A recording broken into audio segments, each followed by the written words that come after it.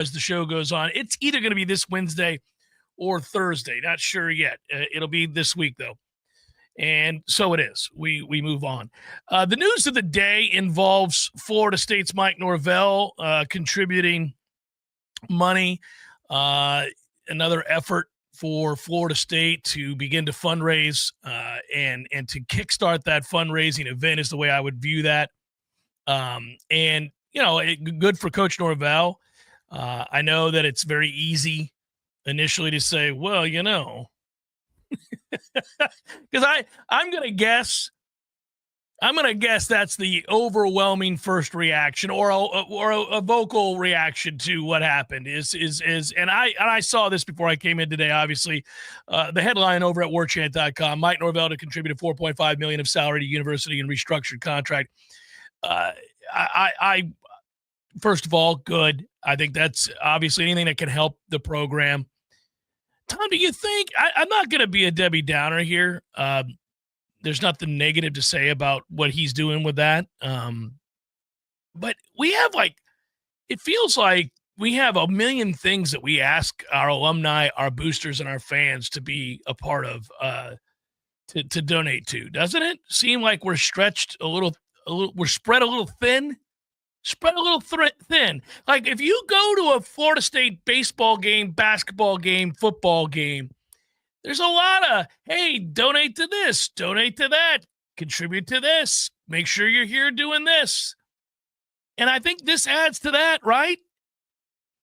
I'm not saying it's a bad thing at all. Again, I'm not criticizing him. No. I think it's 990,000. I don't know about a million different things. Maybe 900. It's a lot. This one's called, it's a new thing.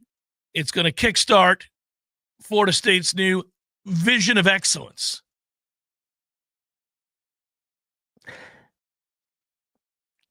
Is vision an acronym? Maybe vision's an acronym for something. Yeah. Very inspiring set, and we got to work on the rest.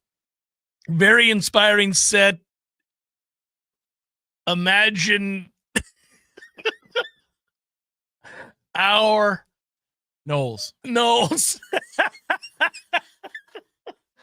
I don't know, man. I don't know. They should have just added this into what they're already doing with NIL donations or they could have just said Mike Norvell gives $4.5 million to the battle's end and says, please continue to help me get new players. Well, I don't think that's allowed. That's why the vision of excellence. Well, they could have just some Seminole boosters, which is what they usually say.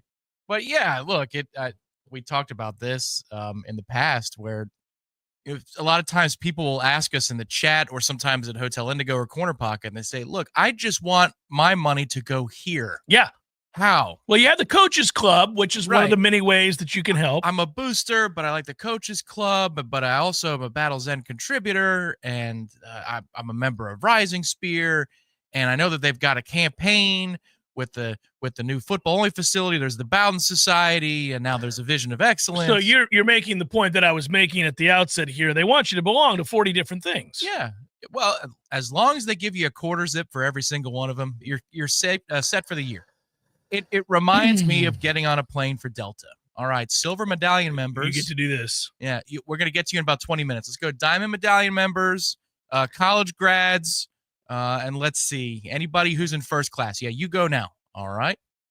Military members, thank you for your service. Gold Diamond Medallion members, fantastic. Come on in.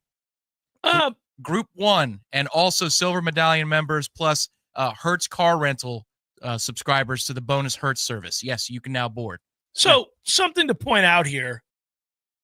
This is to me a pragmatic move by Mike Norvell. This is first. It should be pointed out that he doesn't have to do it. So he didn't.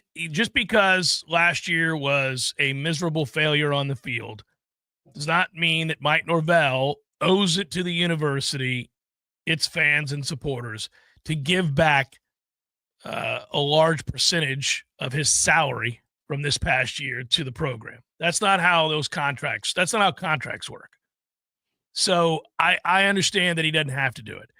But I also understand long term, this would be a smart move, a good move on his behalf, a move that could be perceived many different ways, none of which is bad. The first one could be, well, I mean, in the era that we live in, acquiring players, especially having enough funds to acquire portal players when you're revamping a roster that you failed to stock properly, you might want to ensure for your future that you are able to do that initially, especially in a season in which you're trying to restock after losing 10 games. I've said before about other coaches that were, let's say, even independently wealthy or had made, 50, 60, $70 million in their career. Like, at the end of the day, you would sit down and say, I really value working here. I like working here and I want to have success. And the only way I can keep working here is to have said success. So, maybe I will dip into my own pockets and ensure that we get this player or that player. I mean, in the past, I've said that you're not required to do it. It just seems like it's a pragmatic thing to do. Especially coming off of 2-10. I mean, that's the elephant in the room here is how are you as a booster rep or a collective rep? Well, there's the other part of it, right? How do you go ask for money? Yeah. How are you doing it? Yeah. How are you doing it? Because the first thing you're going to hear is that, well, my contributions last year got this bupkis, okay? And the second thing you're going to hear is, and by the way, we gave a raise to everybody on that staff. That coach makes $10 million. Go ask him. Well, now they can't say that. No, this is a Kickstarter, and it does deflect. You're right.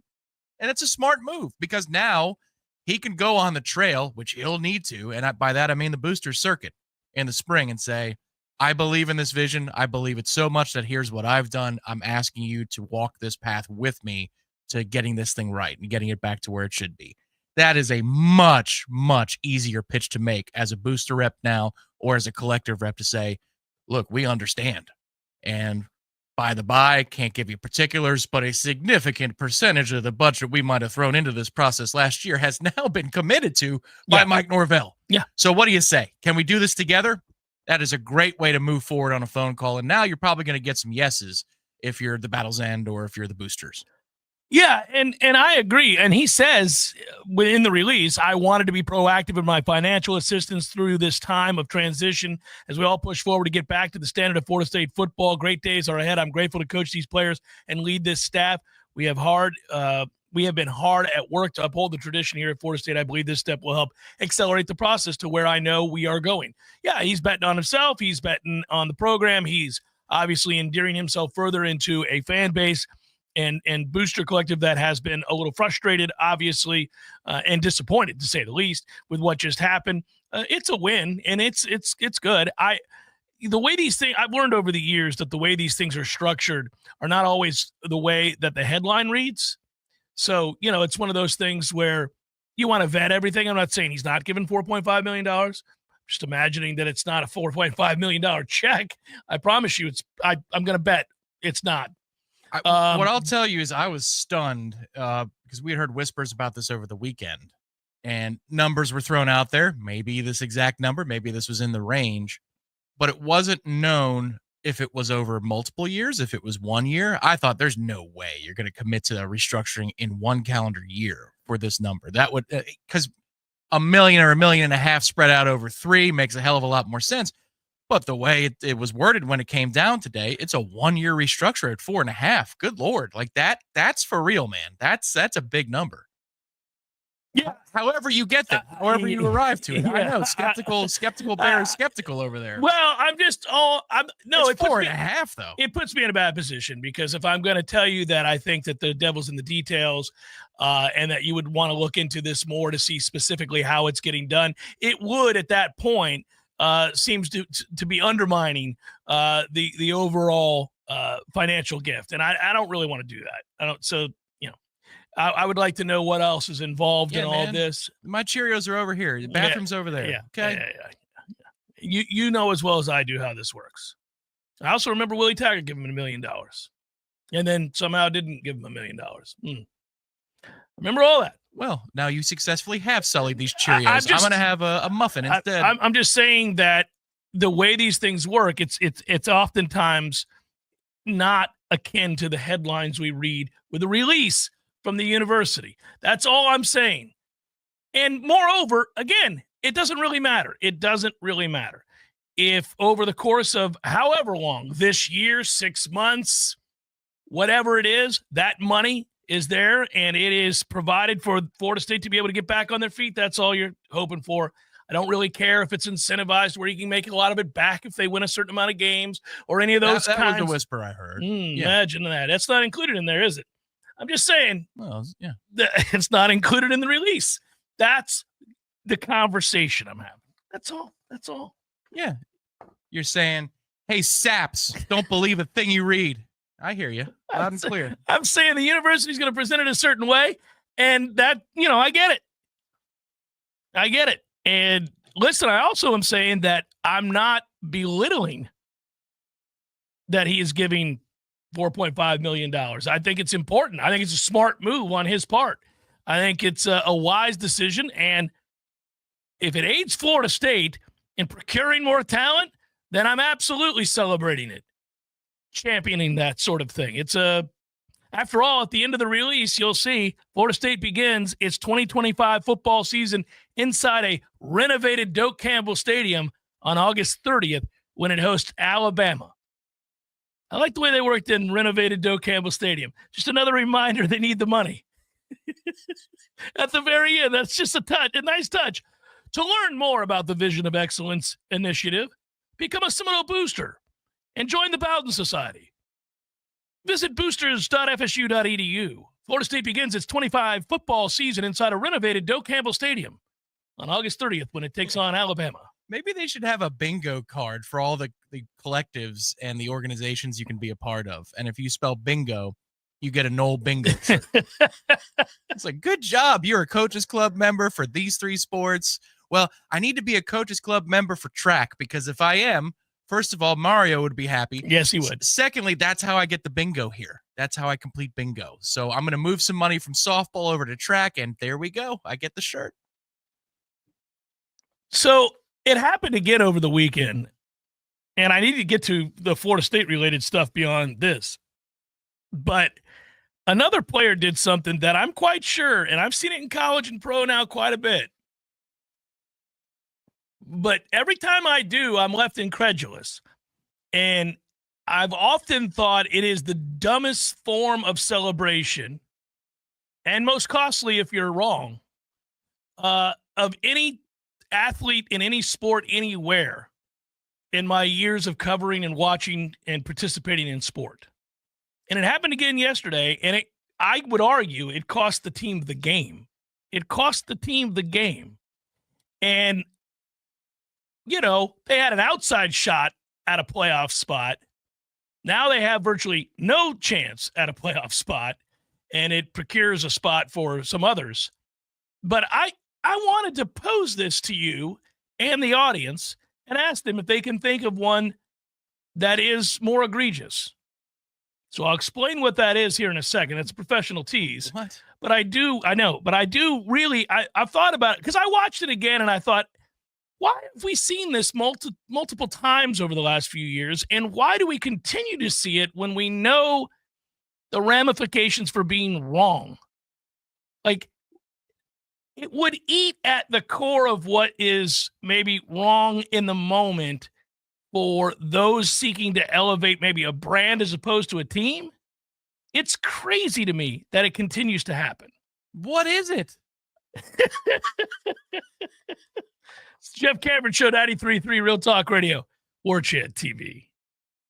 Take a sip and have a trip with Tallulah's famous THC slushies. Lots of fun flavors to choose from, refreshingly delicious, and the perfect way to relax. Stop by Tallulah's and try the all-new sugar-free Jolly Rancher slushie today and find out why everyone is going mad for honey. A rare, intriguing, deep red honey harvested from the mountains of Nepal. Mad Honey is the latest trend, creating quite the buzz. Literally. Try Mad Honey today, only available at a Tallulah store near you. At Paul's Termite and Pest Control, we know if you have something in your home that's not supposed to be there, you want it gone now. Not in a couple of days, not tomorrow, but today. That's why we offer a same-day guarantee. If you call Paul's before 12, one of our technicians will be out before 5. We guarantee it. The health of you, your family, and your pets is why we promise to do everything possible to quickly resolve your problem. And we do so using the safest chemicals. Notice a pest problem? Call Paul's Termite and Pest Control before 12, and we're there before 5. Call Paul's. We'll get them all. We're all spending more time at home than we ever have. And our yards have become more than something we look at through the window. They are now a major part of our refuge. Now that we're outside more, wouldn't it be great if we could eliminate the things that make us want to run back inside? Pests like mosquitoes and fire ants. Paul's Pest Control can do just that, and will do it for a surprisingly low cost. Our treatments are done outside. There is never a reason to enter your home. The weather is beautiful, and now is the time to be outside. Paul's Termite and Pest Control will help you take your yard back. Call us for a free consultation.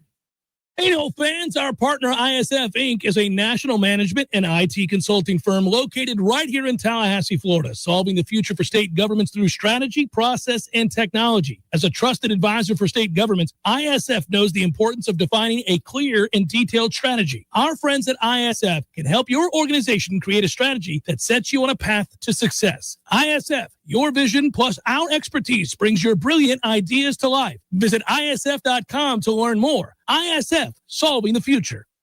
Homeowners, this is Shannon Young with Fairway Independent Mortgage Corporation, and I want to talk to you today about consolidating your debt. Are you struggling with your monthly expenses? Consumer spending and overall debt are reaching all-time highs, while homeowners are sitting on trillions of dollars in untapped equity in their homes. Don't be afraid to walk away from that 2% mortgage while you're paying double-digit interest rates on credit cards and lines of credit and drowning in debt. Let's talk about how we can consolidate your debt, lower your overall monthly payments, and potentially save you thousands of dollars in the process. Give me a call at 954-369-6171. Again, 954-369-6171. This is Shannon Young with Fairway Independent Mortgage Corporation, and I'm at 954-369-6171. Equal housing NMLS 373031. Power Mill Training Academy equips motivated athletes focused on baseball and softball with the specific tools to reach their true potential. Now, you'll read that if you go to their website, but I'm here to tell you that, look, whether it's your daughter wanting to play softball, your son wants to play baseball, or maybe they just want to have fun and get the most out of their abilities, and that's where Power Mill comes into play. They've got coaches and camps that teach for every level of play for your son or your daughter.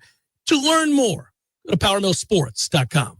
Science-backed, technology-tracked, and coach-led. Hey, Jeff Cameron here. You've heard me rave about the benefits of Orange Theory Fitness and the proven track record of science-backed interval training. Well, now Orange Theory Fitness has done it again, adding more ways for you to improve your health and look your best. In addition to the always great standard workouts, OTF has added Tread 50 and Strength 50 for those in the mood to just lift for an afternoon or attack those cardio goals for the day. Take the guesswork out of exercise. Make sure you're getting the most out of each and every workout. Orange Theory Fitness, location Midtown Tallahassee and Village Square Boulevard. The Jeff Cameron Show is a production of the Warchant.com Multimedia Network. Check out Warchant.com today for the latest news inside Florida State athletics. That's Warchant.com. Now, back to Jeff on Real Talk 93.3. So really quickly, because I don't want to dwell on it too long, but I have to pay it off now. Indy's up 13-7 over Denver. Bo Nix is having one of those rookie Bo Nix games where you're like, oh, you're gonna look like the guy that's clueless today. He's had great moments, which is what gives Denver fans all the hope in the world. And not to besmirch that, he has had great moments. He's had some games. That game against Kansas City earlier this year, you're like, wow. That's like legitimate elite level game right there. But this wasn't one of those. He was playing terribly at this point in the game. And the Colts are going to go up 20-7. I would tell you from having watched a lot of that game, if it's 20-7, it's over. Because what the Colts are going to do at that point is not allow Anthony Richardson to throw because he sucks. He's terrible. And they use him rightfully out of the pocket and tell him to run. You don't want him having to throw to beat you because you're going to lose if that's the case, at least for now. So if they go up 20-7 with the way Bo Nix is playing, I mean, if you want an example of how bad Bo was at one point in this game, midway through the third quarter, he had 3 interceptions and had thrown for 66 yards. So there's a definitive, that's how bad Bo was. Anyhow, they're going to go up 20-7. Jonathan Taylor is walking into the end zone. There's nobody around. It's a 40-something yard run. He's going to walk into the end zone. but he wants to be cool, so he drops the ball. And they go back and review it. And they see that he dropped the ball before crossing the goal line. It's a touchback for Denver. Denver goes down and scores. Did they have a goal line angle for that, or did they assume what it was? I think they could see definitively he wasn't across the line. I saw it on social, and I never saw a down the line look. Just as somebody who watched the Atlanta-Tampa game earlier this year, sticks in my craw. But at least in the Atlanta-Tampa game, somebody forced that fumble, and they didn't have the down the line. Not the same moment for the ball carrier. Right, but, right. I think they were making some assumptions based upon an imperfect view yesterday. The other time they're saying, oh, we don't have a down the line view. Yeah. Oh, I see. So it's just got to be the stupidest celebration in my lifetime. We've seen a lot of, look at me celebrations and outrageous moments and things that sometimes I laugh at, sometimes I don't, sometimes I get it, sometimes I don't. Sometimes I know it's because I'm old. Sometimes I think it's just because, I don't know, I'm not, an overall outlook on a team celebration as opposed to an individual celebration. There's marketing. There's all these things that weigh into all these things, into these moments. But my man, like, you're fighting for your playoff life on the road. Your defense is playing great. You're going to go up 20-7. And you drop the ball before going into the end zone for what? It's just the dumbest thing in the world. Like, you would never want to put at risk the scoring play. Like, you wouldn't do it. I can think of things that have been penalized that I'd go, oh, the NFL needs to lighten up, or college football referees need to lighten up. It's hard to score. Let these kids celebrate. Let these guys celebrate. Who cares? They're calling first down motions shooting guns now. Like, yeah, he's saying first down. Yeah, right. A lot of the times most of the times I side with the players in the moment of celebration. I'm talking about this one, not from a get off my lawn standpoint, just practically. Like, what are you doing? Why would you do it? Why would that be the celebration of choice that puts at risk the score? Like, if I were a coach, I'd be like, celebrate however you want to celebrate, as long as you're not like going to get us a 15-yard penalty if possible.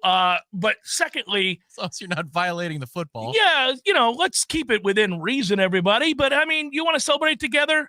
You want to go into the end zone and do snow angels together? If you want to do some orchestrated, we jump in the bucket and we all row. I mean, that's fine. Do all that crazy stuff you want, so long as A, we're lined up to kick off on time or kick the extra point on time, and B, we're not, regularly getting penalized for unsportsmanlike conduct. Or in fights because we've crossed the line. Yes, yeah. Right. Just like, it's a pretty basic, really, really straightforward, definitive answer as to celebration. Celebrate. Have fun, spike, dance together, take 30 seconds of your time, do whatever you want to do. Do it all. How about we not drop the ball, ensuring that that's not a touchdown and that they get it? We're trying to win the game, a-hole. What are you doing? The whole thing is to win the game. Our playoff lives are on the line. Our margin of error is very small. We're not great. Have you seen our quarterback? This is about to be a 20-7 game. What are you doing? I can't think of another one. I've seen lots of players do it. Jonathan Taylor's not the first. We've had countless moments where players have done this now over the last 2 or 3 years, but I can't think of a dumber celebration in my lifetime. Yeah, what would it be akin to? Like a corner three and you close your eyes and you go, okay, and you let it go? No, it'd be like you shooting that three, it's going in, and your own player jumps up and swats it away and points at you and celebrates. Yeah, they fake swat it, yeah, but then they actually touch it. Yeah, like, why would you even bother with it? Offensive interference. We're trying to make the basket here. Basket interference here. It's bizarre to me how it would cross your mind. Like, you're doing that for the video clip. You're doing that for the reel. You're doing that for Instagram or whatever, for TikTok. You're doing that for you. But you cost your team.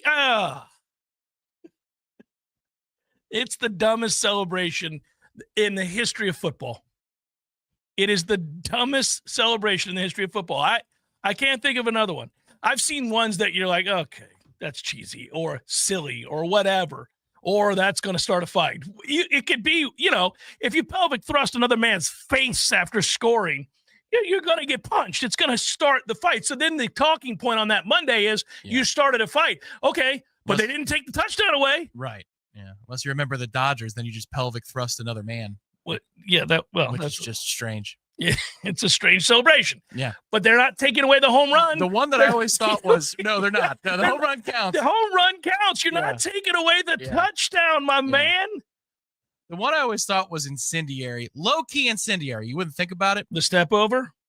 No, that's not low-key. That is not what you do. Mm-mm. It's when the player overhand chucks the ball into the back of the wall. I like the cameramen have been hit in those moments. Not because the cameraman's going to do anything, yeah. but because a lot of times that's where the charitable things for franchises are. Yeah. It's good. Like, hey, man, come on, what are we doing? It's like this is help for kids who have nothing. Yeah, it's like Mike Evans' kids who have nothing. I'm giving them something. Get your son. I can understand where Evans like, hey man. Chill the hell out with all Come that. on now. Yeah. I just can't.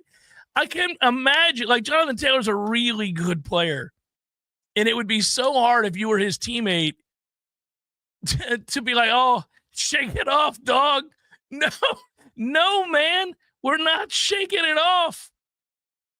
We're going home. We're out of the playoffs, you dumbass. You dumbass. I mean, there'd be no. We're fighting. We're fighting. I can't think of anything more stupid than that. Maybe the baggage handler should have taken his luggage and then dropped it just outside the plane before they closed the charter plane. That way he comes up. Oh, well, we meant to pack your baggage, Jonathan, but we got to the precipice of putting it in the plane and then we dropped it. Sorry about that. TPE, that's good. It's hitting it over the fence, slapping the third base coach, and running straight into the dugout. I can't fathom how, when I watched it, and it's again, and if I'm a coach, we're done here, man. I mean, you're not going to give up on Jonathan Taylor. He's a really good player, but you don't need to be put back out there today. Somebody else can run the ball and drop it before they can cross the line. We're not doing this. What I still can't understand it. And I didn't get a chance because that wasn't the primary game to be locked in on. It was, after all, Denver and Indy. But, buddy. Look, Jonathan, if I want that to happen, I'm going to sign Kadarius Toney. Yeah. You understand? A lot of people can drop. Come on now. Our Bucks looked good yesterday, buddy. This is a little uncomfortable in the second half. Well, Harbaugh doesn't know what to do when he's beaten like that. Oh, just thoroughly emasculated. Both sides of the ball just bitched. Just absolutely hammered. It was a beautiful thing to see. They'd given up 30 points once this year in total in a game. That's one time. Bucks could have named their number in that second half.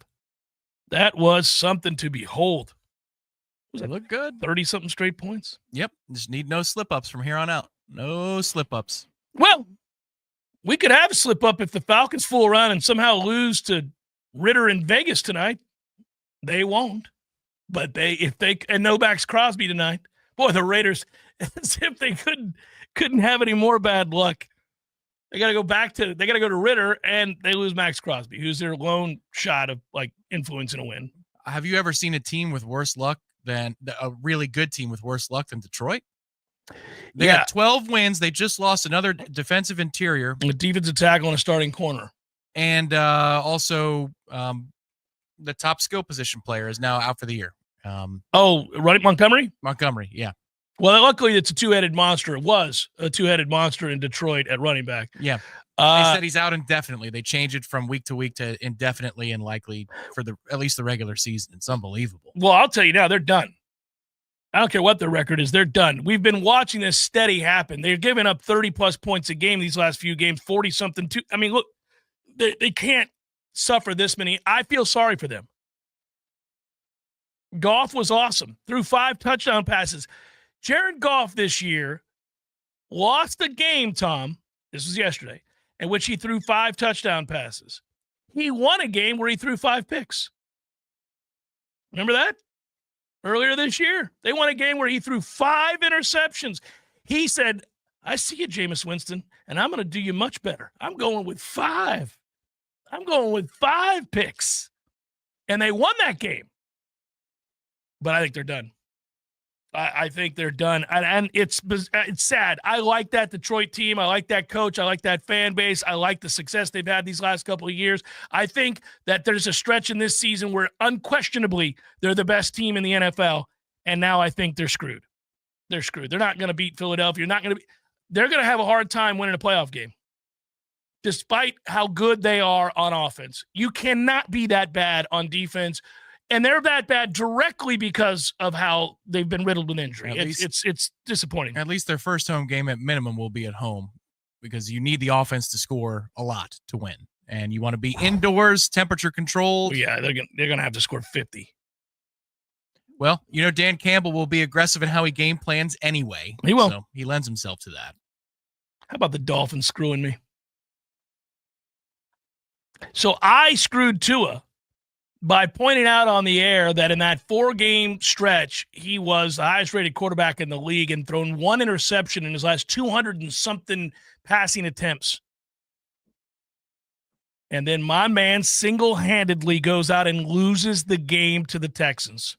They lost 20-12 on the road, in which they held the Houston Texans, coming off a bye, to 160 yards. The Texans had 160 yards. They sucked. They got dominated by Miami's D. But Tua said, oh, nay.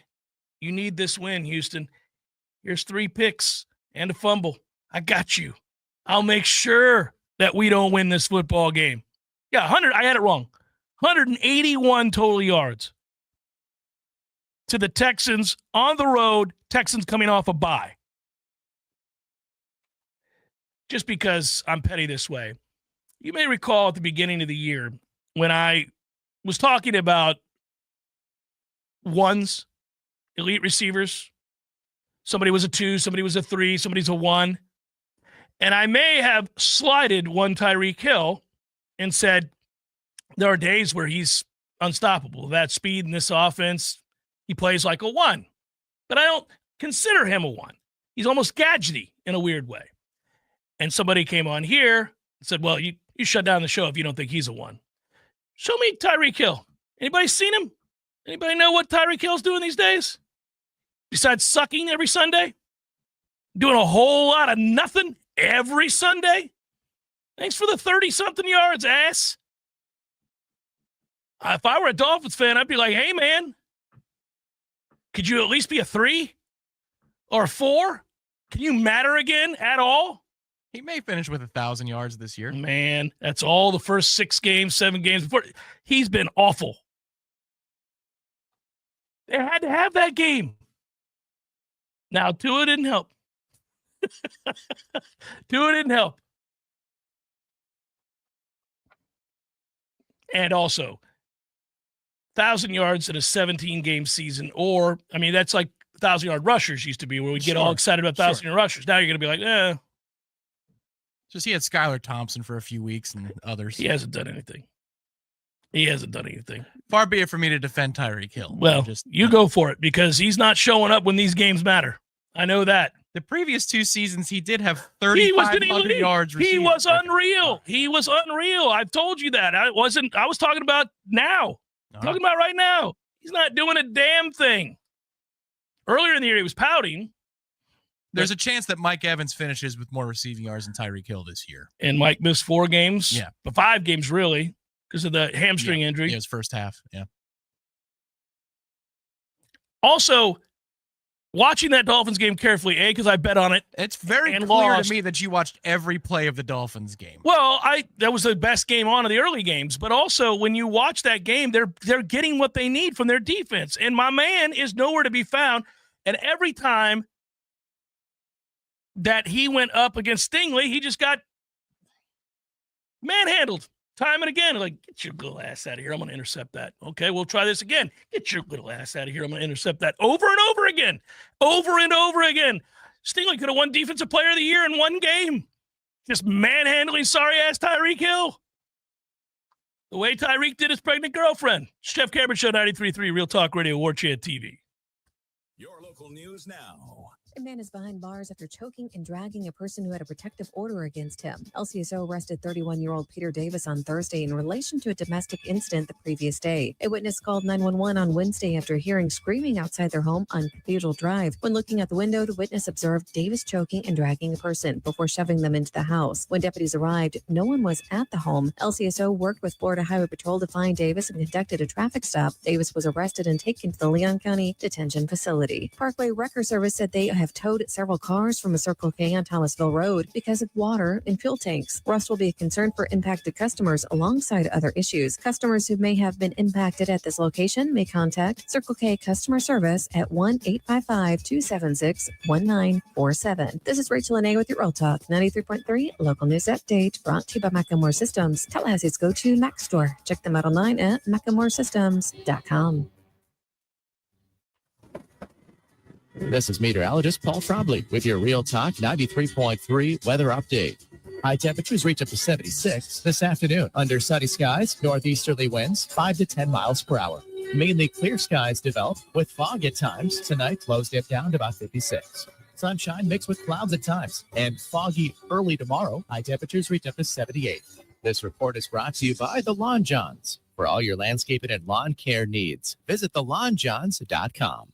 Right now, 70. Dream it, plan it, do it. Brian Barnard's Flooring America offers a straightforward way to shop with our streamlined shopping. Finding the right flooring is simple. Visit our newly remodeled showroom featuring the Room to Explore shopping experience, where our knowledgeable staff will walk you through the steps. Our family has been serving the area since 1976 with a local staff of more than 35 people trained in flooring sales and design.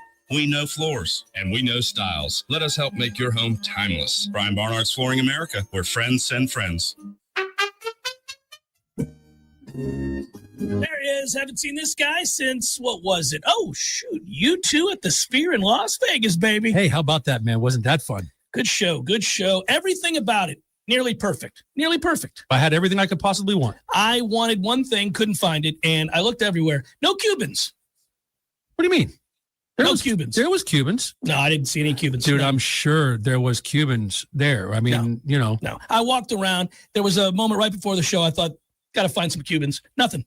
Dude, there's Cubans. There was Cubans. I'm sure there was Cubans. In Las Vegas? In Las Vegas. No Cubans in Vegas. There's Cubans in Vegas, man. Eddie, there were no Cubans. Chef. The sandwich. There were no Cuban sandwiches. You're Cuban. Of course I know there were Cubans there. Oh, the sandwich. Yeah, no, there probably wasn't many there in Vegas. No Cubans. No, not yet. Florida, bringing the flavor and flair of Cuban food to Tallahassee since 1996. The Jeff Cameron Show is a production of the Warchant.com Multimedia Network. Check out Warchant.com today for the latest news inside Florida State athletics. That's Warchant.com. Now, back to Jeff on Real Talk 93.3. I'm kind of curious, Tom, to see if those prices are right. Tom and I were just talking about the prices for the playoff games, and you're seeing prices that are pretty damn cheap. Our first college football playoff game, folks, is this Friday. It's Indiana against Notre Dame. But you go from there and, you know, rest of the schedule plays out, and it's kind of fun. It is fun, period. I have to admit, as much as this has been a flawed process and in need of revamping, I'm looking forward to the college football playoff, partly because, again, I've looked forward to teams hosting games on their home campuses and having those games be in inclement weather, mirroring that of the NFL playoffs, which we always adore when we get a game with the Ravens or the Steelers or somebody like that, and it's freezing cold. You're like, here we go. Lots of snow on the ground on a Monday in Pennsylvania in Happy Valley, which is cool. So, do I have this right? The bowl games begin tomorrow? Technically, they already started, but yes. Memphis, West Virginia tomorrow at 9. You got to wait till 9 o'clock, but yeah, that's when it begins. You never realize how much you miss football being on every damn day of the week. Like when we have that stretch of 55 straight days of college football or a football game being on somewhere. Not that you have to watch all 55, not that you have to watch football all 55 days in a row, but there's a creature comfort knowing it's there. A little bit like your parents. You know there'll be a time where your parents aren't there, and that will be a terribly difficult adjustment. For those that have had to make it, you guys know. It's more important than football, sure. But knowing football's on every day is a nice creature comfort. It's a nice bit of assurance. Just, I'm in the world, I'm doing my things, but if I wanted to be, I could be home watching football, and it would be there for me. Again, not the same as a parent's love. Yeah, I don't like this one. This is The point is, you don't ever think about having been reassured in your daily movements the way you are when your parents are here. You just are. Hey, man. Yeah, let's not dwell on it. But the point would be, football is the creature comfort on a much more superficial level that you don't realize you're emboldened, that you could fall back on. I'm out and about. I'm running errands. I'm tired. I want to go home. What am I? Ooh, we got action tonight. You put some pep in your step. You jump in the car. You smile. Maybe you swing by the store. You pick up what you need, knowing daily baseball in the summertime. Incredible. When it's gone, you miss it. I miss it right now. I'm pissed that there's not a baseball game on tonight. I wish there were. But alas, it's not baseball season. It's been an excellent year for the sport, though. An excellent year. Yes. Not just because there's I was about to say, you're about to 765 find it. now. Yeah, you're about to find it to be compelling in a way you haven't in a long time. Yeah, and this team this year was great to watch. No, the ratings were through the roof for MLB. I'm talking economically. No, and then the ratings rebound for college baseball has been massive because they're gutting the minor league system that nobody watches on television. Right. People will watch college baseball. Well, because a lot of these guys are your studs. Right. We just got done watching the College World Series with, when Skeens was there 2 years ago. The talent pool up and down now has dudes who throw major league pitches. And so it's nice in the winter, technically still the winter and the spring, and then it carries all the way through. But it's been a really good year for the sport on television, it's great. Not unlike your living parents. Man, hang in there, Mom and Dad. Hang in there. You just like knowing I can go home and throw on the game. It's just a nice feeling. This is the only place where I have real jealousy of your situation, is our parents are the same age, but we're not, which means by definition, you got a lot more time. You got a lot more time with them. Anyway. Well, yes, but you can't walk around. No, I'm just jealous. I'm just jealous. You got another decade and a half.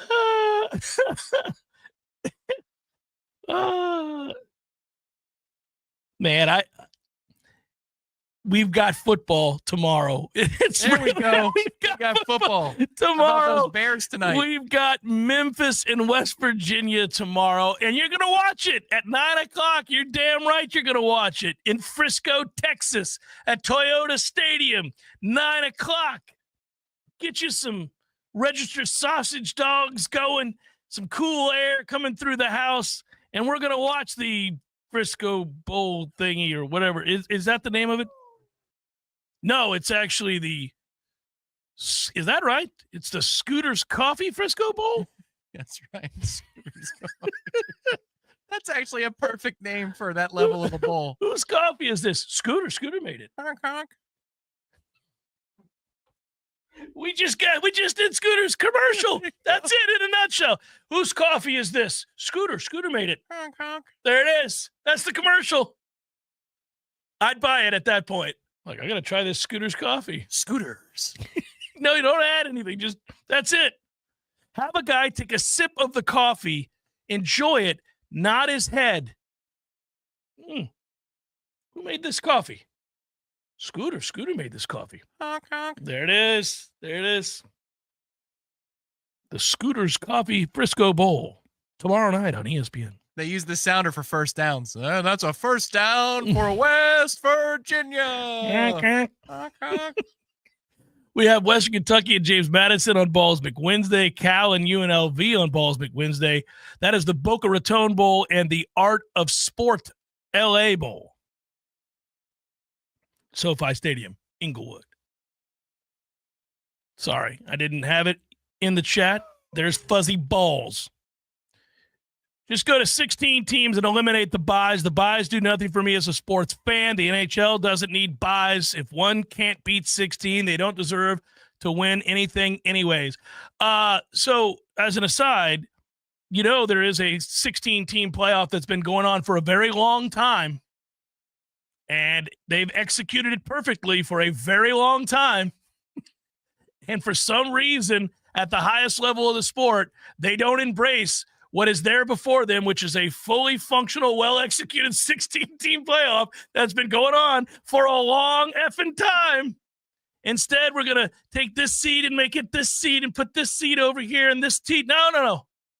I think they should have done 13 teams. So then you could have the final bid. You have the selection show, and then the Tuesday after the selection show, the lucky 13th bid. Country Fried HVAC says, Jeff, if you see a Scooters, stop in. Thank me later. Where the hell is Scooters? I'm assuming Texas. I've never been to Scooters. I've never even seen a Scooters.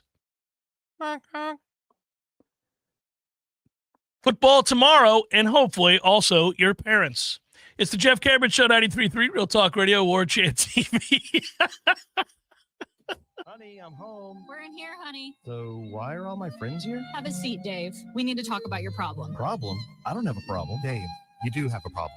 A problem with your grill. Here's some pamphlets from Hearth and Patio. They are waiting for your call to help you upgrade your grill. If you or someone you know needs a grilling intervention, call Hearth and Patio today at 850-727-4282. That's 850-727-4282 or hearthpatiotallahassee.com. Every journey starts with a first step, a daring step. But what they don't say about first steps is that you have to keep going. Taking step after step, and eventually you take a big leap, accomplishing more than you ever thought possible. After 57 years, Tallahassee Community College is soaring even higher, and we're now officially Tallahassee State College. We invite you to take a step and visit Tallahassee State College. Learn more at tsc.fl.edu. Time to head out on our annual guys fishing trip. Wait, where's Jimmy? He just texted me saying he has to swing by his storage unit to get a couple of things. And now there's a truck blocking him in, and he won't be here for another hour. That wouldn't have happened if he had just called Southeast Portable Buildings and got a unit right on his property. I love mine. I have so much more space in my garage. Now I can finally park my truck in there. Give them a call today, 850-580-6400. That's 850-580-6400, or visit them online for all their options at southeastportablebuildings.com. If you're living with dry age-related macular degeneration or dry AMD, you may be at risk for developing geographic atrophy or GA. GA can be unpredictable and progress rapidly, leading to irreversible vision loss. Now there's something you can do to slow it down and get it going slower. Izervay is proven to slow GA progression. Izervay gets GA going slower. Izervay or avastin-capted Pagel is a prescription eye injection used to treat GA. Don't take it if you have an infection or active swelling in or around your eye. Izervay can cause eye infection, retinal detachment, or increased risk of wet AMD. Izervay may temporarily increase eye pressure. Your vision may be impaired after an eye injection or exam. Don't delay. Ask your doctor about Izervay today. Izervay gets GA going slower. Visit Izervay.com. That's IZERVAY.com. Paid for by Estella's Pharma. There's fun to be had every night at the Corner Pocket. Take home prizes on Trivia Tuesdays and Beer Bingo Thursdays. And kickstart your weekend with Martini Fridays. Plus happy hour runs every weekday and game day specials every time the Noles take the field. Watch all the best games at the Corner Pocket's Vegas Wall, featuring 560 inches of flat screen TV heaven. Oh, really? The best food, the best drinks, and the best place to watch all the games. Tallahassee loves the Corner Pocket. The Jeff Cameron Show is a production of the Warchant.com Multimedia Network. Check out warchant.com today for the latest news inside Florida State athletics. That's warchant.com. Now, back to Jeff on Real Talk 93.3. Just so you guys know, I was not dogging Scooters. I've never been to a Scooters. I didn't know a Scooters existed until you told me that this bowl game existed and that it was on tomorrow. It may be that is the greatest coffee of all time. And as somebody who seeks to try all the great coffees of the world, I will go into it with my eyes wide open and look forward to my palate being challenged the day I walk into a Scooters. Wouldn't that be good? The Eagles have won 10 games in a row. Did you know that? Yeah, after Sirianni was yelling at the fans. Yeah, that's what started it, I guess. They had to wake up after the Bucs beat their ass. We've got probably the best wins. Hopefully the committee looks well on us for it. We have the best wins. I think the committee would put us in maybe a position to have a bye. Travis Hunter wins the Heisman, closest vote in 15 years. It's always hard to deny the Heisman to a guy who's really good on both sides of the ball. It's the first two-way player since Charles Woodson. And, as good as Genty is, I got to tell you, it's tough when a guy is elite on both sides of the ball. Now the question becomes, what's he play in the league? Does he play both ways? It's fewer snaps. I root for guys that can play both ways. I love throwback players. I love players that you can be brash if you want to be, as long as you're good, as long as you're really good. He's not even that brash, by the way. He's confident. But he picks his spots. He's fun to watch, though. He does athletic things that, are seldom seen. As far as body contorting and all those kinds of things, catches that you're like, how in the world? It's like the Williams kid that made the catch in the Alabama-Georgia game, where you're just like, what in the world was that? Bodies aren't supposed to do that. How can you do that? This had to be a short segment. I screwed up the break system as I want to do. It's a 4-segment hour. It's supposed to be ordinarily, Tom. Hour number 2 forthcoming. Stay with. Coming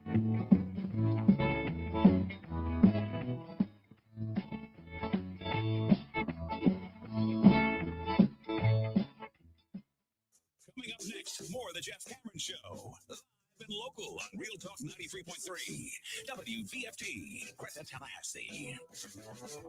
Your sports action update on Real Talk 93.3 with all the latest odds from Vegas. Brought to you by Palmar's Pawn, Gun and Gold. More than you might expect with 2 great locations in Tallahassee. Miami Heat basketball, they are in action tonight as they match up against the Pistons on the road. Heat 13-10, Pistons 10-16. Miami a road favored by 4.5 points over under at 218.5. NHL hockey coming up this evening. The Florida Panthers are on the road to take on the Edmonton Oilers, and Florida is paying out at plus 115. Edmonton a minus 135 favorite. 2 Monday night games tonight in the NFL. Bears at the Vikings, Minnesota, a 7-point favorite. Falcons at the Raiders, Atlanta sitting as a 5.5-point favorite. A $250 bonus when you open a GBank Visa signature card, visa.com/GBank. Terms apply. I'm Matt Pauley. This has been your action update on Tallahassee's Real Talk station, Real Talk 93.3. I love spreading joy with gifts this time of year, but I try not to spread my budget too thin. Luckily, Kohl's has come through for me once again. I just went and used a 25% off coupon to score so many great gifts under $20, like cozy pajamas and fleece, amazing gift sets, and beauty must-haves. So if you're looking to give more for less this season, get to Kohl's. Select styles, offers end December 24th. Some exclusions apply. See store at Kohl's.com for details. This holiday season, Straight Talk Wireless is letting you say yes a lot more with real unlimited data. Yes to sharing pics of the ugliest holiday sweaters. Yes to checking weather on the go for surprise flooding trips. And with a free bonus sign up, let the yes-tivities begin. No way! Yes way. Straight Talk, real unlimited data. Available at Walmart or straighttalk.com. TrueCar.com. Offer valid through 1/5/25 while supplies last at participating stores. Taxes and fees apply. Requires in-store activation on select single line plans. Limit of 2 phones per customer. For network management practices, visit straighttalk.com. Hey, be careful up there. I know you want the best Christmas light display on the block, but I don't want you to hurt your back again. Almost done. Just one more. Oh no, I knew it. I'm calling Finn Chiropractic right now. Was the night before Christmas, hanging lights from the ladder. When all of your neighbors heard your spine click and clatter. What should you do? What is your tactic? Pick up the phone and call Finn Chiropractic. 386-7700. 386-7700. This is Thomas Dickens from the Law Office of Marie Maddox. I'm a combat veteran and a former JAG. I've fought for our country, and now I fight to get you your back wages. If your boss has ever shorted your paycheck or withheld your overtime, you need to call me now. 850-383-4800. 850-383-4800. Or find us online at maddoxlaw.com. Offices in Tallahassee.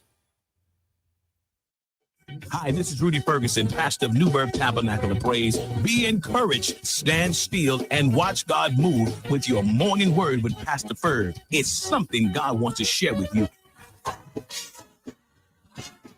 Tune in every Sunday morning at 7 a.m. to 7:30 a.m. with the morning word with Pastor Ferg. I believe it's going to bless you and keep you for the week to come. Right here on Real Talk 93.3. Science-backed, technology tracked, and coach-led. Hey, Jeff Cameron here. You've heard me rave about the benefits of Orange Theory Fitness and the proven track record of science-backed interval training. Well, now Orange Theory Fitness has done it again, adding more ways for you to improve your health and look your best. In addition to the always great standard workouts, OTF has added Tread 50 and Strength 50 for those in the mood to just lift for an afternoon or attack those cardio goals for the day. Take the guesswork out of exercise. Make sure you're getting the most out of each and every workout. Orange Theory Fitness, location Midtown Tallahassee and Village Square Boulevard.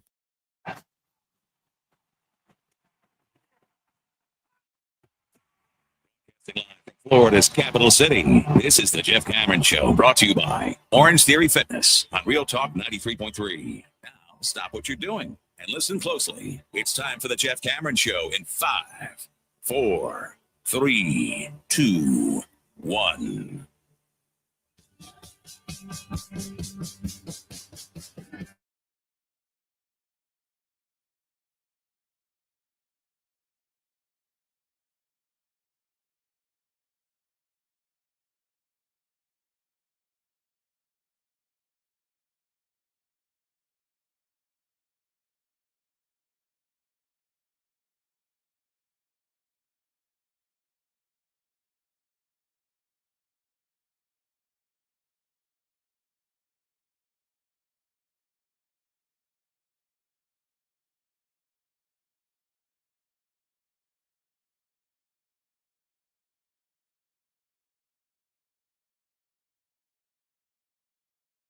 Kind of further decorated the house. We had the bowling tournament, some cold beer. Charity feels good for your soul. It's so fun. And, that particular one, the folks come out. It's always great. Thanks to all of you who participated, and even some of you who were not there that took the time to swing past Capitol Lanes before we ever got there and dropped off gift cards. A couple people did that. I'm maybe more. When I walked in, Diana over there said, "Hey, by the way, before you got here earlier today, some people came in and donated this. Were very thoughtful gifts. I'll put it that way." And so that's always great. I appreciate it very much. Got the itch, man. It always happens every year. No, we say we're going to do it, then we never do it. We should do it. We should get signed up, man. I'm in. I am too. My kids are old enough now. I can leave them alone. They're on their own now. That is key. Yeah. Well, they have a car. They can go drive where they want to. Yeah, if they panic, they can go get in the car. Just don't bother your dad on a league night. Figure it out. You got the keys. Go. No, we should do it because it is fun every time we go. Every time we go, we're like, man, this is actually kind of fun. We should do this. Yep. And then a year later, this is kind of fun. We should do this. We never do it. It was fun again. And we'll do a charity show this week. So if you guys want to participate and donate, that'd be great. We'll give you more details. It's either going to be Wednesday or Thursday. Certainly not tomorrow. Tomorrow's headlines. But we'll do something on Wednesday or Thursday and celebrate and help others do the same. So It'll be good. And then the football was fun, of course, on Sunday. And as far as if you bet on road teams, you did good. You did good. Road teams were feeling it this weekend. Have you noticed over your shoulder with that particular fire? I think you've had a different one every day. Yeah, it's a roaring fire this time around. It kind of looks like a gator's on fire. What? Looks like an alligator's on fire. Oh, its mouth is open and he's crying to the heavens. Why? Well, even more so as it's presented on Warchant TV. Take a look at it on the presentation on the screen, and that's kind of what it looks like. Well, that's perfect. Yeah, it does look like they just threw a gator in there. He's frozen in his death throes. He's just frozen. That's really fantastic, Tom. Good job. We'll have to leave it on this one. I guess so. Hit the like button if you enjoy that, people. It does. You nailed it. It even has like what looks like the underbelly of a gator. That's like right. that. It does. It even has that. Yeah, that's pretty crazy. Anyhow, that said, we've got bowl games tonight, tomorrow, and then there's a playoff game on Friday. Florida State's been a little slow this week as far as getting excited about signees in the portal. Knowles won a basketball game very quietly over the weekend against Tulane in that 2-game skid, 77-64. Watkins drops 29 in the win for Florida State. That was good. I was happy to see that. Kind of a limited roster game for Florida State. It was kind of interesting. Ewan fouled out for the second straight game. We're 8-3. Many of you don't know that. I should get out the record at least, let you know that we're 8-3. And it was already in progress on the ACC network after Syracuse and Georgetown ran long. FSU had a different starting lineup. And I don't know if, I don't know the reason for that. Sometimes guys end up in the doghouse. You never really know.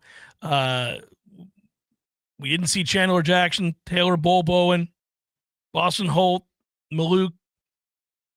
Flu-like symptoms is what Colhane said, so maybe that's what it is. Take them for what it is. It's that time of year. It is hard to imagine that a lot of guys, Ham doesn't have too many things happen where, I don't know, where guys are suspended frequently. They wouldn't say, and I'm not trying to put words in Culhane's mouth as he described it, but Leonard wouldn't give you flu-like symptoms if it wasn't flu-like symptoms. He would just say nothing. There have been many times when the season started and we had players in street clothes on the bench, and it was always he'll be unavailable for a predetermined period of time. He's unavailable. Never any smoke blown from the head man. Like, well, he's a little sick. He's a little under the weather. It's always he's just unavailable. I remember the highest profile one of those was Ian Miller one season, and it was a couple of games, few games. Coach, he's unavailable. He's unavailable at this time. Yeah, that's all it was. Done. Yeah. Ham always had a regimented way of doing things. I've said that many times on the air that Ham has told me that he doesn't suspend players. They suspend themselves. So it'd be surprising to me if they were trying to say flu-like symptoms when there weren't flu-like symptoms. The only problem I have with it is they were in warm-ups on the bench. Makes you wonder. Like, hey, man, get your sick ass away from me if that's the deal. What are we doing? Yeah, they weren't in street clothes. No, that was kind of weird. Tomorrow night's final non-conference game is against Winthrop. 7:00 at the TLC Double C. It is on ESPN Plus if you need it. And we'll find out about those 4 players and what's going to happen. Then we got the upcoming ACC schedule. Oh, by the way, it's got to be tough these days to be a flag-waving ACC member as the SEC went, checks notes, 12-1 over the weekend in basketball. They have 5 of the top 9 teams in the country and are by far and away the best conference. It's not close. Yeah, they're better in basketball relative to us than they are in football relative to us. That's actually true. On pace to get 12 bids to the NCAA tournament. Yep. How about that? Did you have that preseason? 2 things. Did you have that Florida as a program would be in a better position than we are? before the season kicked off. Oh, you mean in college football? Yeah. Okay. And then did you have that the ACC would be closer to the SEC in talent in football than in basketball? Well, it's just part of what we've seen coming on the horizon for some time, man. The money. They are prioritizing certain things. Listen, they're that way in baseball too now, not overwhelmingly, but, over the course of the season, there is a greater depth of talent in SEC baseball than there is in any other conference. Now, we're really good in baseball, and I think Link's got us here to stay, and I'm excited. I really, quite frankly, can't wait till Florida State baseball starts because I think they're going to be really good again. But I'm constant. There's just lots of reminders that you've got to get out of here. You got to get to where the money is. You got to, if you don't get out of here, you got to find a way to bring in the money. However you want to argue it, you're going to have to do it because those that have it are going to own the day. They're better able to position themselves both with the staffs that they put together, the facilities that they play in, and obviously the monies that they can offer. And you've watched the transformation of college basketball in these last few years. It is now the SEC was an afterthought. They've had good years. They've had bad years. But they weren't in the same class as the ACC. There were seasons where that were true, but the SEC has fallen off a cliff. They had Kentucky and Florida for a run. That was and there have been some years. Look, there's teams in the SEC Tennessee was good from time to time. Vanderbilt was good from time to time. Yeah, there have been years where but come on, man. But like Alabama, right? This is silly to watch. And it's got to be mortifying for the folks on Tobacco Road to be looking out there like, man, we can't even compete. Was it 26-3 the SEC is against the ACC? Take your word for it. It's just bend over and over again. You're not even competitive. Not even competitive, Tom. Now, that has nothing to do with our big win in the Orange Bowl Classic at the Amerinet Bank Stadium in Sunrise. We got the win over Tulane, and good for us, and we're 8-3. Screw you, Green Wave. That was a cover, too. I believe the number was 10.5. Yeah, it got a little dicey. Yeah. We were up by a gazillion, then we could miss layup after layup after layup. Point blank. You're 6'10" standing underneath the basket. You missed a layup. Possession later. Our 6'11" dude misses a layup. Come on, brother. We can't do this. Get it together. I don't know if what excited you most over the weekend for Florida State? It couldn't have been that, right? It had to be, I guess we haven't had a chance to cover the news about, I was looking at Florida State signees because on Friday, I don't know how much we got into transfer portal talk. Listen, we got one of the kids from Nebraska that I think is going to be pivotal. Yeah, Williams. Yeah. Yeah, many other Nebraska kids that were slated to visit may have stayed put or are likely staying put or going elsewhere. So that's problematic. It's hugely problematic. They need to get those kids. Well, you're going to get Williams, I would think. And you did get the linebacker over the weekend as well. I have a problem with this. I'm concerned about this. I wanted to bring in as many of the Nebraska players as possible. Prince went to Ole Miss. Yeah, because here's the thing. Those are the guys that would make the transition to that 3-3-5 so much easier to deal with. Guys that have had experience running it and running it at a very high level, playing at an elite level, running that defense. So when we looked at all of the names of the folks that Florida State was going to be hosting, I looked at linebackers, I looked at defensive linemen, I looked at anybody that played in Nebraska's system for Coach White a year ago. And I thought, get those guys. We'll try to get everybody else, but get those guys for sure. I don't know, it's a little quiet. It's a little quiet for my taste right now. Now it goes through the 28th. Yeah, well, that's to enter, and it could still go on beyond that if you're talking about having guys commit and enroll at Florida State. You can go to ad drop is over. This is the window to enter your name. You don't have to make your decision by. Two different things. But our semester starts relatively early in the month. So there's maybe another week to play with, and then you've got playoff teams who you could maybe poach from. But yeah, if you're looking to bring in 20 to 30 kids, I mean, it needs to start. Now, last year, I know that we didn't like ending up where it ended up with the production we got, but the portal did start slowly last year, and then bam, there was a run of 10 in the span of a week, 11 in the span of a week. So I would caution us to remember last season, at least for that part of it, how the offseason went, the pacing of it. But still, yeah, I thought we would be landing multiple Nebraska guys and we'd be around 4 to 6, but it looks like you might get 2 or 3, maybe. Yeah, it's hard when you're desperate to see answers, to know of guys that have proven it at this level, because we keep circling the ones that we know have played well, can hit the ground running, at this level, at a Power 4 level. And when you don't quickly litter your roster with them once the doors open, your tendency after 2-10 is to hit the panic button. And I'm not saying we should, but you start. Well, yeah, I mean, the kid that we liked from Arkansas, the interior offensive lineman, committed to Kentucky this morning. Yeah. There's another Arkansas interior lineman that's here on campus right now, but the kid that we were thinking, ooh, that's the one to air it out for because we had a relationship with him when he was in Florida. Yeah. Didn't make it on campus. So it's a toughie. It sucks, Tom. I don't like it. You were building up to this. I know. I'm a little concerned. Yeah. Are you a little concerned? Are you getting concerned? Are you starting to scratch the surface of concern?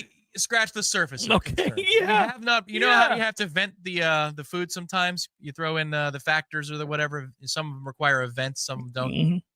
I'm beginning to vent that plastic seal. I'm not ripping the seal of concern. I'm just venting it. Yeah. You're popping it with the fork just for some airflow. Pop, pop, pop. Yeah. Mm-hmm. That's all. Yeah. We're not ripping the seal of concern off. We're just some of the venting it. concern comes out of the box. That's it. Just a little bit. It's just a little the concern. We just don't need to have a big pop here. Just a little relieving. Let's go, man. Let's go. They could have a good 24 hours and get 3 yeses, and we're going to calm down. But we'll see. Are you trying to tell me we're about to have a good 24 hours and sign 3 players? Because it sure sounds like it. And it feels like I feel like James Williams is going to. Oh, Tom's joining the party. No, I'm not Here RCJC. we go. I'm not RCJC. Here we go. I love it. This is not inside intel.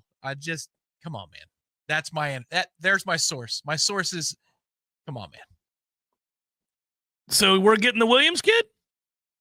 My source is, come on, man. All right. What are we doing here? That's my like it. secondary source. What are we doing here? I also need, now I want to just constantly look up and go, we're bringing in another offensive lineman to talk to? Another offensive lineman? All right, let's go. People got excited when they got the surprise visit from Lee Hunter. But then that surprise kind of quickly and excitement dissipated quickly. Everybody went, hey, Lee Hunter's coming and going to visit Texas. Grand opening, grand closing. I will rip the seal off with disgust. The seal of concern if Williams does not come to Florida State. Put it that way. You will hear it from the other room. The crinkling of the seal of concern. Well, you've got, it's important that you get this one, Tom. I did what I could. I brought in Usman Chroma. It was a big day. He's here. He's in the fold. Now that you've committed to get us Williams. Have I? Yeah. Then it's going to be important that you close the deal so that the JCS, or like JCS if we don't close it. All right. Yeah. Don't you put that on me. That's my cohort. He's the one who failed you if Williams doesn't come. Or Mike Norvell needs to give some more. Maybe it should have been 5.4. We got the numbers backwards. Let's get that number back up there, Mike. Let's go. Man, it's Jeff Cameron Show, 93.3 Real Talk Radio, Warchant TV.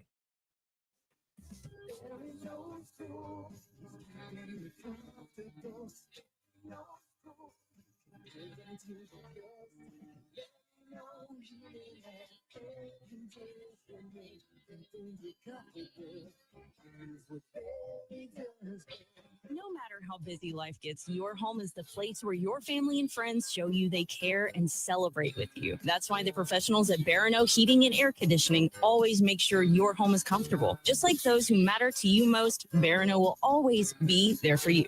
This is Tyler from Barano Heating and Air. Now you can schedule an appointment, purchase or renew your service agreement, or pay your bill from your mobile device. Any day, anytime, anywhere. When you turn to the experts at Carrier and Barano Heating and Air. Online at baranoac.com. Florida license number CAC 1816186.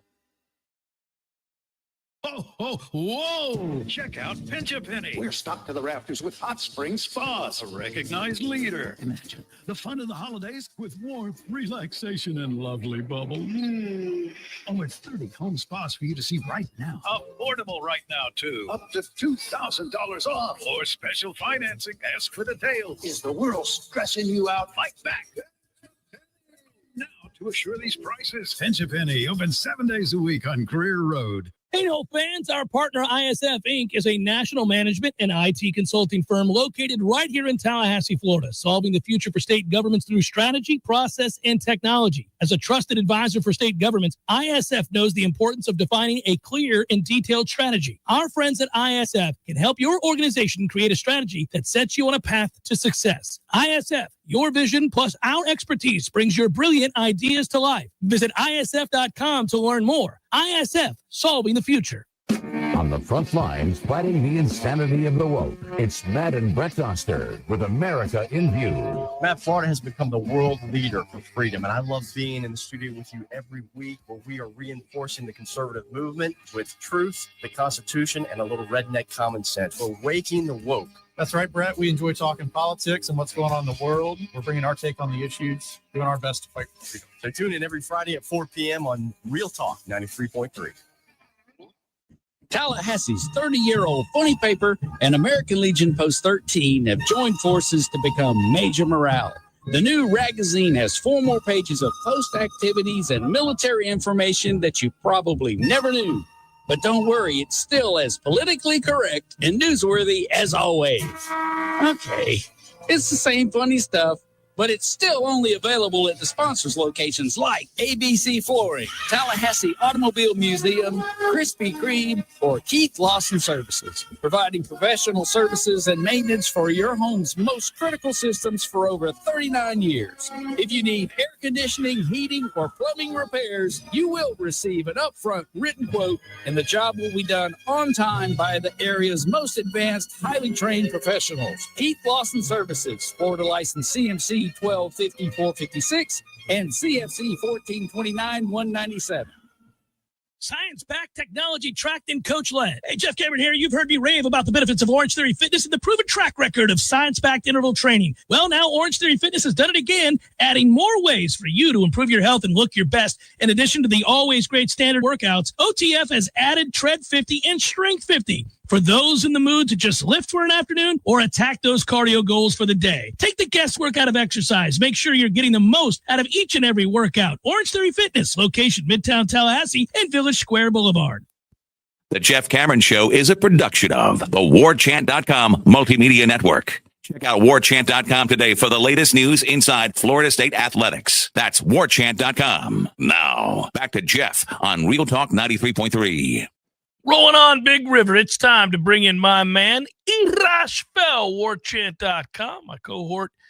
Busy this time of year. We all are at Warchant right now. I think everybody is in this era of the transfer portal and covering a college football playoff, let's say, but really focusing hardcore on what Florida State's doing. And so it is. We bring him in as we're wont to do on Mondays. Hello, Ira. How the hell are you, brother? I'm good, Jeff. How you doing? I'm good, man. So tell me what it means for Mike Norvell to contribute $4.5 million of salary to the university in a restructured contract. Well, it certainly helps out Florida State University. Yeah. Michael Alford spoke at the Board of Trustees meeting earlier in the fall, and he said as part of this House settlement agreement, assuming it goes forward, that Florida State's probably going to have to come up with about $25 million more a year for its budget than it currently spends, because there's going to be another $20 million or so from the TV revenue now is going to go to the athletes, and then there's another $4 or $5 million, I think, or another few million that's going to go to in terms of tuition if you expand these rosters the way their schools or teams are going to be able to expand rosters. And so, that's a lot of money. They're doing some things to control costs. They're obviously fundraising, and that's a big chunk of it right there. I mean, it's 20% of what they need to get. But and then from a PR standpoint, I think listen, I think Mike Norvell is not unaware of what last season did to the feelings the fan base has for him and his program, and I think that matters to him. He probably apologized. They lost 10 games. I feel like he probably apologized and said he was embarrassed probably after 7 or 8 of them. And so I think this is a chance for him to kind of maybe, regain some goodwill. Some people won't care. Some people be like, all I care about is winning games. But I think probably some people will at least feel like it's a measure to show that, he's invested in the program. He's not just here, to fleece the school and take a big buyout and leave. And it would serve, I would think, as a catalyst for fundraising, right? When the head coach is able to, later on go on the tour and ask people for help. And when the, boosters head is able to do the same, ponder, and people are asking, these guys who contributed a year ago to contribute now after a disastrous year. It's a little bit easier to ease into the conversation by saying, well, look, the head coach donated $4.5 million, and we're all suffering. We're all frustrated. We're all a little angry here. And might we be able to ask you yet again to step to the table? Yeah, I mean, I don't know that if things were great, you would need to do that. But yeah, after this type of a situation, yeah, I think it's a question that a lot of fans are asking, because what's happened, in college football over the last few years is players are getting empowered and they're getting, their slice of the pie. A lot of, in most cases, the first few years of this, it's been thrown upon the fans because the schools weren't legally allowed to give money to the players. It wasn't a matter of whether or not Mike Norvell or the school wanted to. They weren't allowed to do it. And so it really all fell to the fans. If they wanted donors, if they wanted a good roster, they had to donate to collectives like the Battle's End and try to make it happen. Well, now, as the schools are going to be a bigger part of this, they actually are sharing revenue, it would be a bad look to go ask fans to continue footing the bill while you're not putting your money where your mouth is, and especially after a 2-10 season. So I don't know if this was Mike Norvell's idea. I don't know if it was Michael Alford's idea, but I think it's a smart thing to do, and at least gives them a chance to kind of, as you said, go and try to raise those funds without having to answer really difficult questions. Enlighten me a little bit more, and for the listeners, as to who Kevin Sperry is, the quarterback that Florida State has signed. I know that we posted on the boards last night, and Matt Lasser had a report as well. I want to learn more about him, and I know that you've been able to edit those stories and get involved in those stories. So tell everybody who Kevin Sperry is.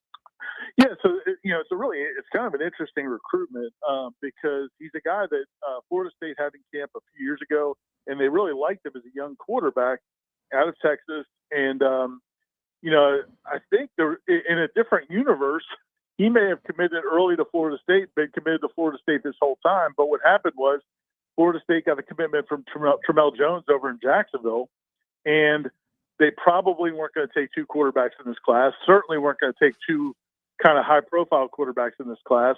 So once Tramel Jones committed and Florida State accepted it, things with Kevin Sperry just kind of tailed off, which is what happens. Well, he then commits to Oklahoma, and it looks like that's where he's going to end up, and Florida State's going to end up with Tramel Jones. But then over the last month or two, as things were kind of disintegrating with Tramel Jones, it looked like he was going to back out, and Florida State kind of rekindled things with Kevin Sperry, and it sounds like maybe he never really was all that sold on Oklahoma, really loved Florida State, and at one point wanted to commit to Florida State. And he's had a really good high school career, led his team to a great season this past year in Texas, kind of had a loaded high school team. He had some really, really good season, but he was on a loaded team, so it's not like he was a guy that was the 5,000-yard passer. And so things kind of fell into place. Tramel Jones backed out. Florida State turned to Kevin Sperry. He jumps back. He flips back to Florida State, and it's kind of where he wanted to be all along. So it's kind of an interesting recruitment in that he just took his official visit this weekend, even though he already committed and signed with FSU, and he'll be here in the spring. He's actually, I believe, he'll be coming back to Tallahassee in about a week for the spring semester. Yeah, he's an early enrollee, so that's huge. That's good, and he'll get a chance. And ran a similar system, I guess, to what Florida State's going to be running. Yes. Yes, I think so. I think he's a good fit, and it's a good fit for Mike Norvell. Always liked him, but I think he also will be a really good fit for what Gus Malzahn wants to do and his touch on the offense. Before you hopped on here, Ira, we were kind of Tom and I talking a little bit about, I don't know, a growing concern. I guess we're all antsy. They got a lot of roster spots to fill, a lot of ways to shake up this roster, and feels like it kind of cooled off a little bit in the portal. You getting concerned at all about the numbers? I mean, look, I think my take on this from the beginning was, when we were talking about this 6 weeks ago, was I don't think Florida State's necessarily going to be able to go out and beat some of the best teams in the country for the top portal prospects. I think they're going to have to get the best players they can get, and then just try to improve to, a decent season. Again, Keon Coleman was interested in Florida State when they had Jordan Travis and all those other guys coming back. Those guys are a lot of times are going to be looking for, where can I go be like the extra piece? Where can I be the piece that completes this team? Florida State was 2-10 last year. I mean, we can't ignore that fact. They have 6 new coaches. They are where they're at. So I think they're going to have to be, get the best players they can get, and then hope to get back to 8-9 wins, somewhere in that ballpark. And if they do that, then I think you can continue to build on that the next year. I never expected them to be the it team in the transfer portal. Right. And there's a bunch of players they're still involved with. They've got kids on campus right now. That defensive end, James Williams from Nebraska, I think he was probably, in my opinion, maybe the most important guy to get out of that group of Nebraska players. If they get him, that's a huge one. Obviously, I'm sure you guys talked about Deuce Robinson later this week. He'll be visiting, receiver from USC. There's a lot of good players out there. So I'm not surprised that they have not been getting the pick of the litter, but I still think you can get a lot of really good players and turn, next year's season around. Yeah, and it was good to get Stephon Thompson as well. I mean, he's that's a dynamic player as well. Basketball team, as they end non-conference play, get a win, 8-3. What do we make as we head into ACC play? I think it's a solid team. I just think it's going to be a lot of close games. I really, when you look at this team, Jameer Watkins had 29 over the weekend against an outman team, or a team that was not as good as them in Tulane.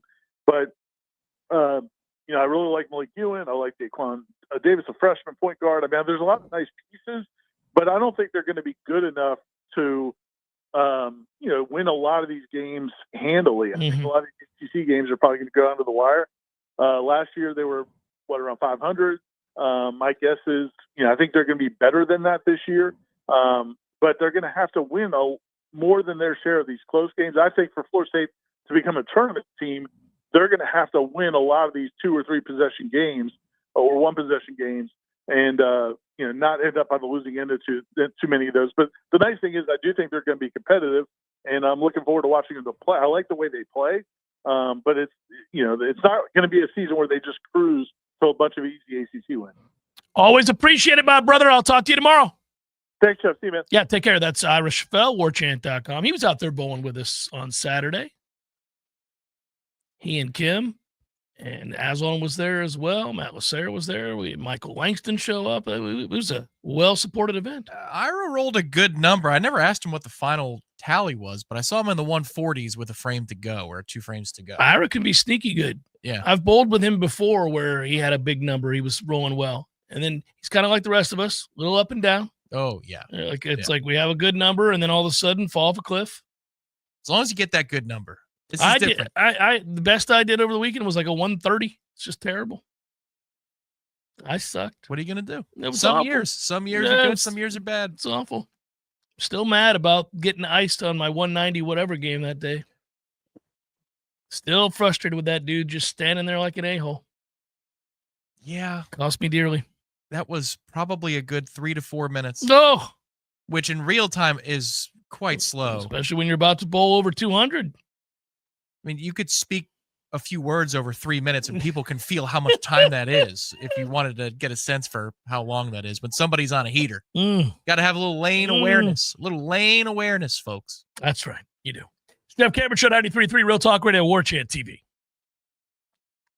Your local news now. A 14-year-old Nims middle school student was arrested Friday after a loaded handgun was found in their backpack. The loaded Taurus 9mm handgun was discovered by school administrators while searching the student's backpack after receiving a vaping complaint. The arrest marks the second time a middle schooler has discovered with a loaded handgun on school grounds this school year. LCSO asked parents and guardians to talk with their kids about the importance of following the zero-tolerance policy for weapons and drugs on school campuses. A grand jury indicted Darian Merritt for first-degree murder last week in a deadly shooting that took place in Tallahassee in May. TPD alleges he drove a shooter to the Circle K at the corner of North Monroe Street and Scherer Road. He wanted the shooter to kill a man over an argument, but the shooter killed the wrong man. The state attorney's office upped his charges Thursday to first-degree murder, meaning he could face a death penalty or life in prison if found guilty. This is Rachel Anay with your Real Talk 93.3 local news update brought to you by Macklemore Systems, Tallahassee's go-to Mac store. Check them out online at MacklemoreSystems.com. This is meteorologist Paul Trombley with your Real Talk 93.3 weather update. High temperatures reach up to 76 this afternoon. Under sunny skies, northeasterly winds 5 to 10 miles per hour. Mainly clear skies develop with fog at times. Tonight, lows dip down to about 56. Sunshine mixed with clouds at times. And foggy early tomorrow, high temperatures reach up to 78. This report is brought to you by the Lawn Johns. For all your landscaping and lawn care needs, visit thelawnjohns.com. Currently 71. What do you need tires on? Your car or truck, tractor or heavy equipment? At Nice Tire and Auto Service, we have tires for all these needs. And we service your vehicle from air conditioning and computerized alignment to oil changes and everything else under the hood. Call Nice Tire and Auto today at 574-4100. That's 574-4100 for your scheduled maintenance. National accounts welcome at Nice Tire and Auto Service, 4792 Bluntstown Highway, just west of Capitol Circle. There is no Bigfoot, Eddie. Would you stop with that nonsense? There's a Bigfoot, Jeff. I wish there were. By the way, I don't want you to point to me as the guy that takes all the fun out of the room. I wish there was the Loch Ness Monster. I wish there was the Bigfoot. I wish there was the Chupacabra. All the things. They're all mythical except for the Bigfoot. The Sasquatch. The Bigfoot? The Bigfoot. There's big feet. There's lots of them.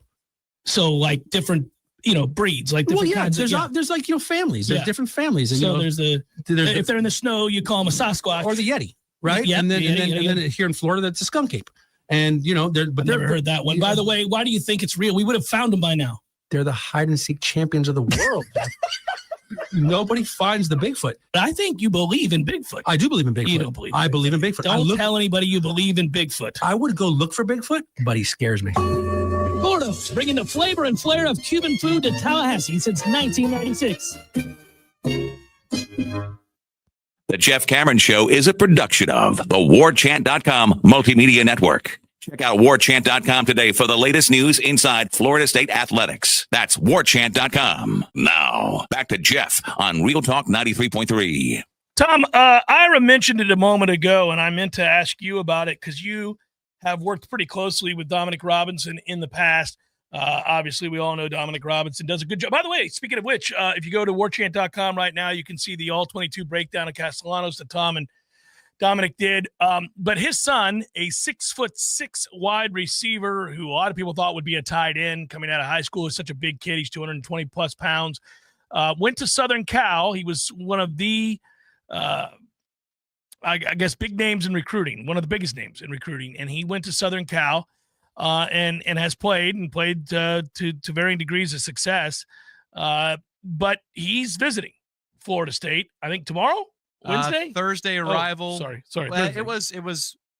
So for the weekend, I can give you the rundown. Yeah, well, I guess let me finish this because then that way I'll just give you the ball and you can run with it. Sure. I know he's got a visitation. Obviously, I got the day wrong. And then secondly, a lot of schools are interested in him. He is in the transfer portal. Florida State has a chance to sign a legacy kid who's 6'6" and is a great athlete, also a baseball player. What do we know about the chances? I know you have to be delicate with this because you're friends with Dominic. Sure, but we're also being very transparent. Ira's been on the reporting of this. We're not usually on the premium recruiting board doing anything other than pinning stories and videos. Right? We're not contributing typically to hey, here's intel on this prospect. That's not our lane. That belongs to Michael and Matt. But in this case, it's the unique setting where the son of our colleague is in the portal. So when we say, here's the latest development, we're not going to be cagey and say, well, here's what sources are telling us. Man, we're talking to Dominic, okay? Here's what Dominic is giving us in the moment. And for a period of time over the weekend, the thought was he could arrive as early as tomorrow night for a Wednesday visit because you got to fly across the country. They're based out of Arizona. He's in school in L.A., he's anxious for this process to move along, is Deuce. He's got a final in LA tomorrow at USC, but he was so anxious to get this process moving that he was willing to take a final in LA, get on a flight, come to Tally, and let's just get this ball rolling. But as I understand it now, it's a Thursday arrival, Friday visit. What I do know is Florida State is contacting the Robinson camp around the clock. They are going all out for this particular recruitment.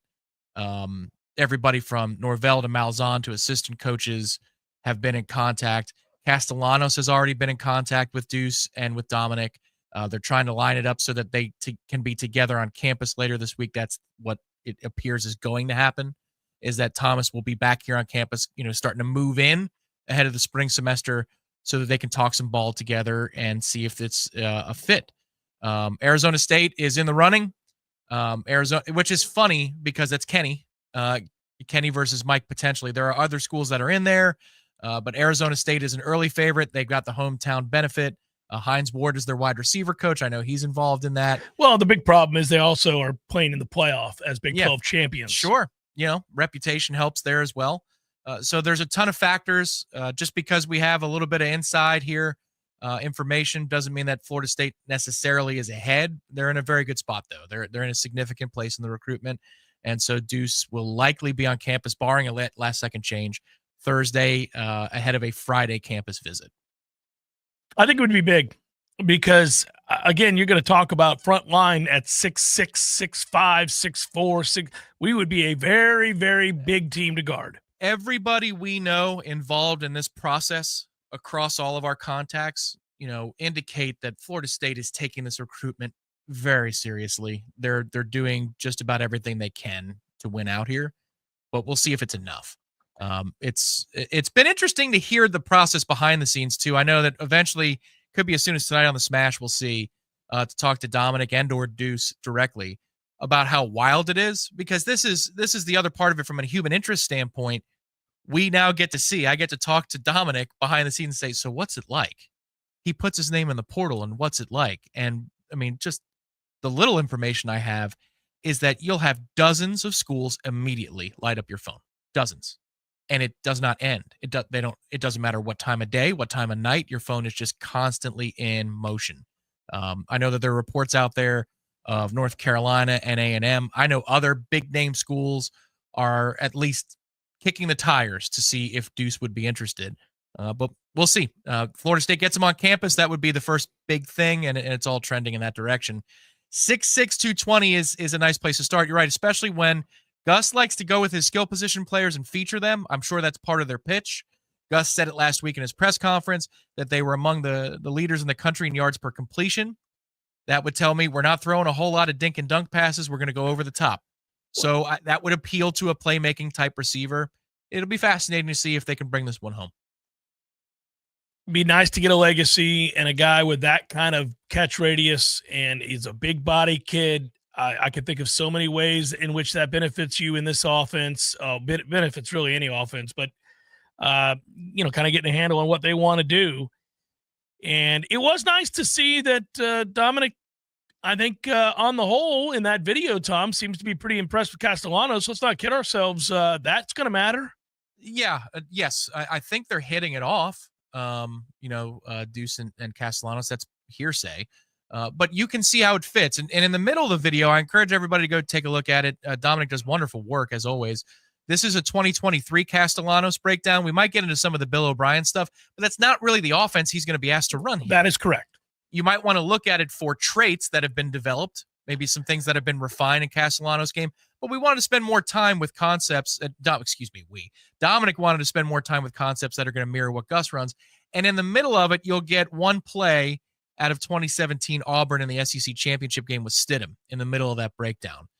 There's a lot more of Gus breakdown to come. I know that Dominic has pages and pages and pages of inside information on Gus's offense that he's allowed to share. So I'm looking forward to that feature as well. But yeah, he's very impressed with Castellanos' composure as a player. And that's a big thing to him is the leadership factor. Somebody who will definitely be the leader type on the team. I can tell you in looking at some of that all-22, I see some Baker Mayfield in there. I see in terms of command. Presence on the command, field. yeah. You know. By the way, so this is the benefit of the internet and the modern era in which we have access to information in ways that, a couple decades ago didn't exist. It's amazing what a fan can do to educate themselves on any offense, any defense, any player, anybody you want.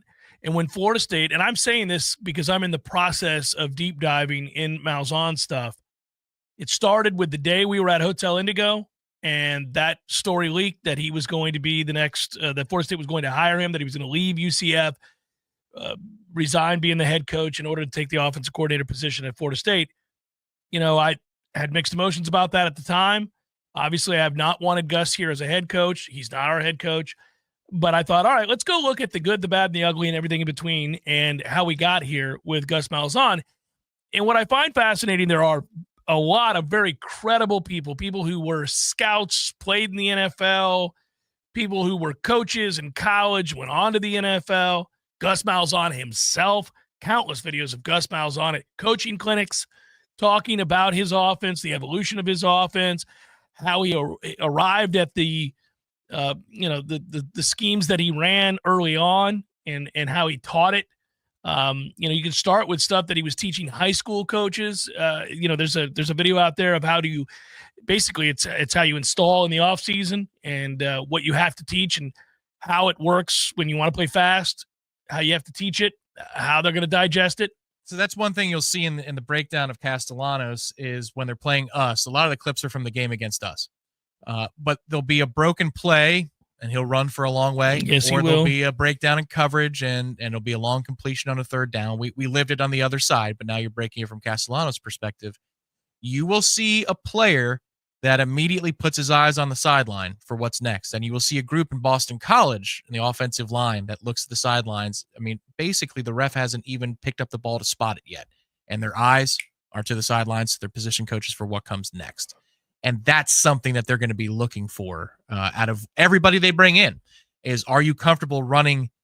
Are you comfortable working at that type of speed, thinking at that type of speed where that's great that we just picked up 8, but you're going to have to turn your head around and come find us because we need to snap the ball in the next 10 seconds. And Castellanos is adept at this.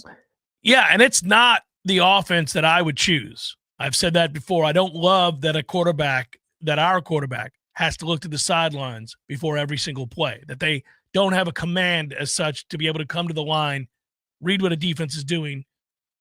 Oh, sure. No, this is like when you were coaching in the spring game and a play is run, and then you had to say in your headset there was a word that they used for up-tempo. For up-tempo, yeah. I know you probably can't share that. They still use it. Yeah, I'm not going to use it.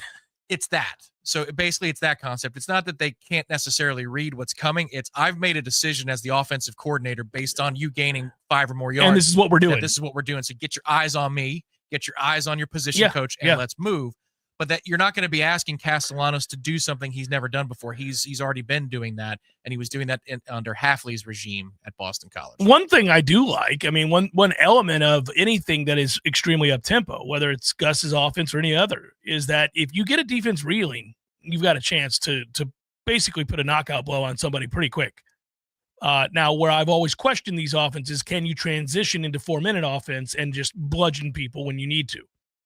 Can you comfortably transition and slow things down and execute, a run-first attack in the 4-minute offense as opposed to what we're trying to do here at rapid tempo? I think that's where the patience of the quarterback can help you. The maturity level of the quarterback can help you, because at the end of the day, if you're taking an extra 30 seconds off the play clock, it still comes down to the split-second zone read or read option or triple option, whatever the concept is.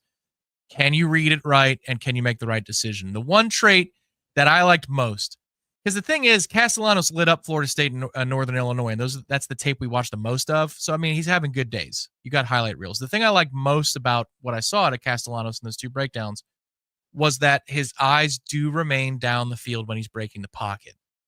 Running isn't in his first or second line of thought in those games. It's, all right, if it breaks down, I'm gone. Or if it's a design call, hell yeah, I'm going to run. But if I have a choice, I will scan and I will take a look around. I will manipulate safeties with my eyes. He does have some good traits there. He's not perfect by any stretch, but he had more quarterback traits than I thought. Like traditional, I can look at half the field. If nothing's there, I can scan to the other side of the field and I can go make a play. But then also as a runner, man, he will make you miss in a phone booth. That's for sure. Well, it drove us nuts. You know, it was so frustrating to watch because you're like, okay, we're going to lose to a team that's got a guy just running around. It was so maddening.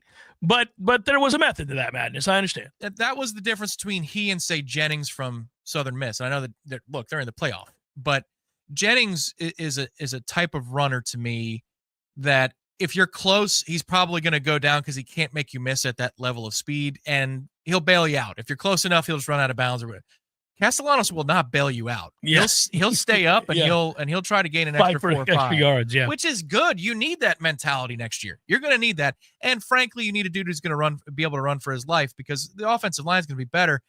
I mean, how great are they going to be relative to this year? So you're going to need that. Certainly helped out though with the math that comes with the quarterback run game and the commitment to being able to run, period, and having the success and teaching how to run the football in this offense, no matter where he's been and no matter what the personnel. You will get helped out a little bit there to make people play you honest. By the way, we were talking about updates and players and commitments and the portal getting a little quiet. Kendrick Law is visiting tomorrow. For those that don't know, and Kendrick Law is do people get nervous? Because we took a chance on a Alabama guy at wide receiver who's also 5'10", 5'11". He's also really, really fast. We just got done doing this, but he is and also, do we think we're going to get him? I mean, he's from the Shreve. You know the name of his high school? He's from Shreveport, Louisiana. The Shreve? It's not the name of the high school, but no. Captain Shreve. Captain Shreve? That's the name of his high school.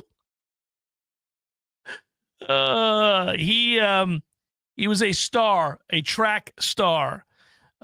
He ran a 100-meter 10.48. He had 10.77. He ran another. I mean, he's fast. He's very fast. He's athletic as all hell. He's all those things. That's why Alabama wanted him. That's why he went to Alabama. He'll be a junior. You want to do that? I think probably, right? Well, look, the way they're constructing the roster with what they've already brought in, it's a lot of big guys, a lot of large bodies. So if you do bring in a couple of shorter players, I'm not against it. And if they land Deuce this week, you know, I don't know. This is one thing with the Deuce Robinson recruitment. I don't really talk to Dominic about the other visits and relative schedules to the Florida State visit. So I don't know if he could potentially come to Tallahassee and lock it down, or if we're going to look at everything and then make a decision after the holidays. But if you bring in, let's say you do get Deuce Robinson, between that, the younger guys on the roster, a player like Hakeem Williams, the tight ends that you have on the roster, it's a lot of large dudes. At that point, I'm okay with mixing in somebody who's quicker and shiftier. Yeah, you're going to need that. His production level, he appeared in 30 games over the last 3 years with Alabama. He posted 33 receptions, 343 yards and a touchdown. He had 10 catches, 105 yards and a touchdown this past year for Alabama. So not crazy productive this past year, but that's what you have there. And he's visiting Arkansas today ahead of visiting us tomorrow. Well, the thing about transfer portal visits is if you can get them on your campus, that's great. If they leave your campus, it's out of your hands for a little bit. A lot of times kids will on campus just say, I'm done, because they don't want the fanfare in large part. If they see a fit and the number's right, they're in. That's it. And so I might have been scheduled to go see somebody else on Friday, but I'm not going to see them. Or next Monday, I'm not going to see them. So you're seeing whether or not the visit holds true for tomorrow. Or does Arkansas never get That's him? what I'm saying. Yeah. Well, that happened to us a couple times last year where we thought we were going to get kids for their second go around or the third visit or whatever, and they just never left the place that they first set foot on. Not good news in Kansas City. In addition to having a ankle sprain, it's the nature of that ankle sprain. I want to bring something up next hour involving the NFL and how silly they are and what's happening. This might benefit for those of us that want to see the Chiefs lose, but man, there's 3 AFC teams, good ones, that have 3 games in 11 days. They have butchered this thing, and now funny little twist in all of this. Hour number 3, forthcoming. Stay with.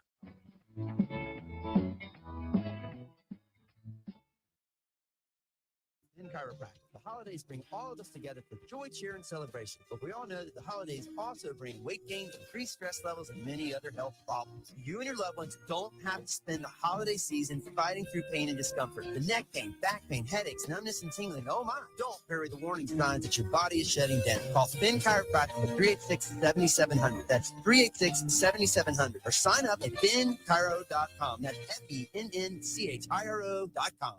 This announcement is brought to you by Fonville Lewis Messer McConaughey. If you're driving right now, you should know there's an 80% chance that the cars all around you don't carry any bodily injury insurance. Most people don't realize it, but in Florida, all the law requires is that drivers carry property damage insurance. This means that the texting teen drifting over into your lane or the drag racer on your rear bumper have no way of compensating you or your loved ones when they cause a crash. And this should scare the hell out of you.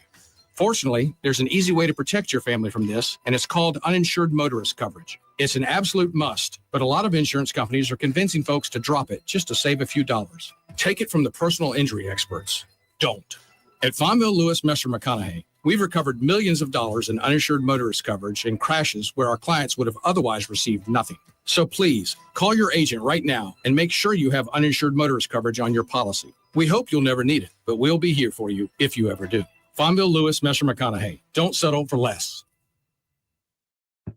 This is Shannon Young with Fairway Independent Mortgage Corporation. Investors, are you looking for a creative way to purchase your next rental property? Are you looking to get into the Airbnb space? If so, you need to know about DSCR loans. It stands for Debt Service Coverage Ratio. These are loans that do not require traditional income verification. As long as the proposed rent covers the mortgage payment on the subject property, that's the only income you need. If you're looking at investing and don't know if you can qualify, let's set up a plan to get your next income producing property and start putting you on a path to passive income. Give me a call at 954-369-6171. And don't forget, every fellow Knoll that we close a loan for, I will personally make a donation of $250 to the Battle's End. It's Shannon Young at 954-369-6171. Equal housing limited. NMLS number 373033. From the championship stage to coaching change and everything in between, Warchant.com remains your home for the best FSU football coverage in the business. Brutally honest columns and features, market-leading multimedia presence across video and podcast, the largest FSU fan community with a staff that combines for over 100 years of experience covering the Noles. When change comes, Warchant.com is your home for analysis from every angle. Warchant.com, your ultimate Seminole sports source. Sign up today. WVFD, Gretna, Tallahassee. This is Real Talk 93.3. More of the Jeff Cameron Show is coming up next. Your Sports Flash update on Real Talk 93.3, brought to you by Fulmar's Pawn, Gun and Gold. More than you might expect, the 2 great locations in Tallahassee. NBA, the Orlando Magic are back in action Sunday, hosting the New York Knicks. The Magic have won 8 of their last 11, but they are coming off a loss Tuesday to the Milwaukee Bucks, where they fell in the quarterfinals of the NBA Cup. The Magic continuing to play without Paulo Banchero or Franz Wagner, both out with injuries. NFL Week 15, the Tampa Bay Buccaneers and their 3-game win streak will be out in Los Angeles to take on the Chargers. Chargers allowing just 16 points per game, #1 scoring defense in the NFL. The Bucs leading the Atlanta Falcons by 1 game on top of the NFC South at 7-6. Well, the Jacksonville Jaguars at 3-10 will take on Aaron Rodgers and the New York Jets. Jets have lost 4 straight. They are also 3-10. Thursday Night Football tonight, the LA Rams are in San Francisco to meet the 49ers. This sports update brought to you by Flomar's Pawn, Guns, and Gold, more than you might expect. I'm Tony Desiri, Real Talk 93.3. Shop limited time deals on last minute gifts now at Lowe's. Save $50 on a Werner 6-foot aluminum stepladder. Was $89, now just $39. Plus, get your choice of select Craftsman V20 tools for only $39. And save time and money with free shipping on orders of $45 or more. Because Lowe's knows deals. Offers valid 12/5 through 12/11. While supplies last. Selection varies by location. Free standard shipping not available in Alaska and Hawaii. This holiday season, Straight Talk Wireless is letting you say yes a lot more with real unlimited data. Yes to sharing pics of the ugliest holiday sweaters. Yes to checking weather on the go for surprise sledding trips. And with a free bonus sign up, let the yes-tivities begin. No way! Yes way. Straight Talk, real unlimited data. Available at Walmart or straighttalk.com. Offer valid through 1/5/25 while supplies last at participating stores. Taxes and fees apply. Requires in-store activation on select single-line plans. Limit of 2 phones per customer. For network management practices, visit straighttalk.com. In 1939, a young copywriter named Robert L. May wrote a Christmas poem. The popularity of this little poem grew famously, so much so that 10 years later, it was the basis of a song written by Johnny Marks and recorded by Gene Autry. May was often taunted and ostracized for being shy and small in stature. To capture those emotions, as he told us the story of one strange-looking reindeer with a shiny red nose. And now you know another Christmas story. From Glass Pro Shop, built upon a history of excellence and providing you the finest quality glass replacement. Online at glassproshop.com or call 850-575-7403. Sellers on Capitol Circle Northeast in Tallahassee, just north of Mahan Drive, for tile, carpet, hardwood, and luxury vinyl. Online at sellers.com or call 850-656-8453. Tallahassee is full of rich history and traditions. When you think of things that jump out in the minds of longtime residents, the state capitol, McClay Gardens, the Springtime Tallahassee Parade, FSU and FAMU Sports, the St. Mark's Lighthouse, St. George Island, and Paul's Termite and Pest Control. Paul's has been protecting thousands of people, their pets, their homes, and their lawns in the capital region for over 50 years. Locally founded and still locally owned and operated. There aren't many businesses in our industry that keep it together that long. Paul's Pest Control has many customers we've been honored to serve for over the last 50 years. We've experienced tremendous changes in how we treat homes and protect the people that live there. We've moved from liquid termite treatments that require drilling into the home's foundation to Centricon, a baiting system which works with their natural biology. We've moved from interior service to exterior treatments for general pests. But one thing we're not going to change is our old-fashioned commitment to personal service for each of our customers, the same way we've been doing it for over 50 years. For the elimination of termites, any other pests, and a greener lawn, too. Call Paul's. We'll get them all.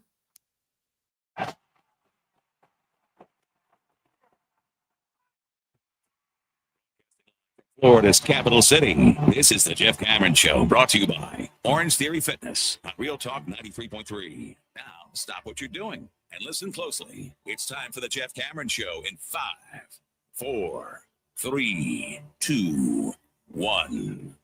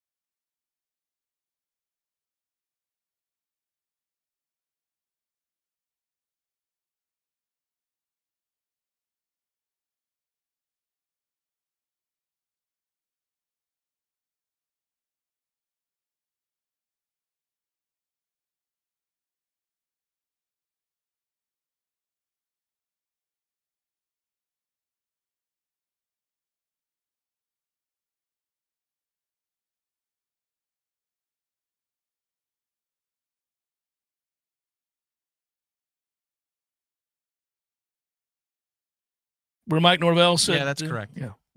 I didn't unmute you properly, so they didn't even hear about it anyway. Oh, man. I was just thanking people for watching and for listening and doing all the things. And then I wanted to know if everybody was behaving themselves in the chat. Hopefully everybody had a good weekend. This is the time of year, if we can get it to be consistently cold, Tom. We got football on the tube. We got playoffs starting this Friday. Had a good NFL weekend. We've got, we're towards the end of the year. Playoffs getting ready to get started. We got college football playoffs. We got a bowl game tomorrow. I miss doing, I think JB did ask about it the first hour, James B., but I didn't get to it, and there's nothing to get to. One of the saddest things, two things make me sad that are not a part of the show anymore that used to be a part of the show. The bumper music that everybody could hear, and we could let it play, and we could introduce new music, and I could come in here and find things that I'm listening to and add them as part of a character to the show and all that other stuff. And then number two, I miss the bowl swag segment, something fierce. No more bowl swag segments. Yep. They don't exist. It doesn't happen anymore. They just pay players. Yeah, NIL, man. That's the one thing that legitimately it took from us. I mean, that was so fun. We used to have a blast with that when you'd find out, what was what we were going to get, how great it was going to be. You got to watch. Somebody got a cowboy belt. You're like, really? Gonna give kids the belt, are we? I think it's just a buckle, belt buckle. You That's buy right. your own belt. Yeah, bring your own guts. Yeah, you got to buy your own belt. You had all the thing. Yeah, I miss it. Some of them were outstanding. Yeah. Mm-hmm. I remember when the PS5s first came out, and you're like, look at that. These kids are all getting a PS5. Yeah, so the Peach Bowl was always good, but then Orlando always was the best. Orlando did it right. They maxed out on what they could give the kids with Best Buy gift cards. Best Buy gift cards, PS5. huge. Yeah. I've not, by the way, been – now, this is nothing against the place, and they don't advertise with us, so I don't want to give free advertising. But, I haven't been by a Best Buy in a bit. But when you do, every time you're like, ooh. Yeah. Ooh. Well, every man walks into that store and goes, ooh. I will tell you why you haven't, because that. Are they going out of business? No, I don't know. Maybe. Probably. Everything is. Okay. That itch is scratched for you when you go to Costco because the TVs are there. I also walk in and go, ooh. So you go through that process. They are not going out of business at Costco. But that, yes, you used to have to go to Best Buy to go see those televisions, like the best of the best. But now, the first thing that they force you to walk through before you can get to the produce. They're no dummies. They are not. No, they are not dumb at all. They know the deal right there, buddy. Come on in, won't you? The weather's inviting. Come on in. Oh, don't mind that 95-inch television that's just $2,000. Don't worry about all that. Come on in. I didn't realize your outlook on the economy was so bleak. Everything's going out of business. Oh, buddy, like those stores were the big to do. Hey, Circuit City is no more, right? Okay. So you're speaking of electronics. Yes. Stores. I thought you were talking about all businesses. They're all going out of business. That's what it sounded like. No. The timing of the delivery, like, whoa, okay. No. Like, the hell with it. Those specialty stores that featured something that you had to go there for were the places that, you're like, oh my God, this is heaven. That's why this goes under my mattress. I swear it. But now, you just Amazon or wherever you want to go, you can get anything. I still can't believe every single time that I had to make a Walmart run the other day, and I'm not happy about it. My wife could ask me to go to Publix, could ask me to go to Target, especially my snooty Target, and I'm happy to go. Right. I can't wait. It's in the Range Rover parking lot. I'm always like, I don't mind if I do, guys. Good to see you. Good to be here. Thanks. I roll on into the Target. I get what I need, all that good stuff. Walmart, on the other hand, when they're like, hey, can you make the Walmart run? I'm like, can one of you do it? Can one of you guys do it? I don't need to do the Walmart thing, do I? And it's not even me like being judgmental or anything. It's just, it's kind of an annoying store. It really is. The way it's laid out, I don't like it. Costco does a better job of layout. The layout is superior at Costco. It just is. Okay, I would agree with you. Mm-hmm. I would say, though, that aesthetically, the register process at Costco does not look as pleasing as the Walmart register layout does. Yes. But the efficiency of it is the opposite. It's unbelievable. Yeah. Because you can get behind in that Costco line and be like, oh, Jesus. And next thing you know, you're done. You're like, well, you want to just leave the cart and leave. So I'll try again another day. You know what I haven't stopped doing? because they did this for me when Millar and I went and got my 85-inch television. As we were leaving, a guy nodded to me. A man did what a man does when he sees another man making a great purchase decision. He saw the cart that we had, the 85-inch Samsung. Yep. He saw the smile on my face. He knew the satisfaction in my heart as we were wheeling that sucker out. And as he was walking in, he just looked back at me and nodded. I nodded at him. The knowing nod was done. And I went on my way and he went on his. So now I offer that up to any man that I see making that big decision on that day that I'm walking in. I pass it on. Pay it forward, Tom. So I'm walking in and I see a guy the other day, brand new television, ass kicker. And at this point, it's a couple years newer than mine. So now there's a little envy in my heart, admittedly. I'm like, look at that. He went 90 inches. Look at him. And then he's going, and I'll look over, and he'll look over, and I'll go, I see you, buddy. I see you. Good working out. Good looking out, buddy. You're doing the right thing. Good on you. Enjoy that television. You're going to. It's going to be fantastic. Changes your life. Anyhow, so. Sir, why did you turn around and keep walking with me? I've got my arm around him. You made a good decision today. Do you work here? No. But so I wanted to let him know. Anyhow, I do that now. I do that. But every weekend, ever since I switched to YouTube TV and I got the Sunday package, the Sunday, I get Sunday ticket. Who doesn't love the Sunday package? Hey, I got the Sunday ticket, and I'm always like, hey, here we go. Flippity-doo, flippity-doo, flippity. So I was watching when the Chiefs were driving, and they end up having the injury to Patrick Mahomes, and it's revealed today that he has a high ankle sprain. Ooh, no, not what you do there. But this is 3 games in 11 days, and they're supposed to play on Christmas. And Netflix is counting on them playing on Christmas. And how about the suck it Netflix? How about that? Usually it's the other order. Yeah. Because my man, I got to tell you, You're welcome to those who got that. There's no way. If you're the Chiefs, you can't win the Super Bowl without him. It's the Steelers. I know. You can't win the Super Bowl without him. And they got a game this upcoming weekend and then the one on Christmas. And so it's like, you're going to sit his ass. I will tell you, you know what? One of the only times. The Texans this weekend. One of the only times I will say this in my life. God bless the Steelers, because they gave us the Philly game yesterday. They have Baltimore on Saturday going up against the college football playoff. You have Clemson against Texas at the same time as you have Ravens and Steelers. Buddy, outstanding. And then they play on Wednesday, Christmas Day against the Chiefs. Way to go, Pittsburgh. I love you. Fantastic. So you saw how beat to hell the Chargers were yesterday, just like the Bucs are beat to hell in the secondary. I was going to say, I don't want to hear it. Not from. No. Those are 2 injury-riddled teams. One showed up and dominated a game. The other did not. But that, by the way, also never show that tape to friends and family. If you are, who was it? Derwin Kitchen. Sorry. James. Derwin Kitchen. Don't show the inbounds pass that you failed us in the end. Hey, man, how about the reverse lay-in against Georgia Tech and the Georgia Dome? All right, show that one, but don't show the other.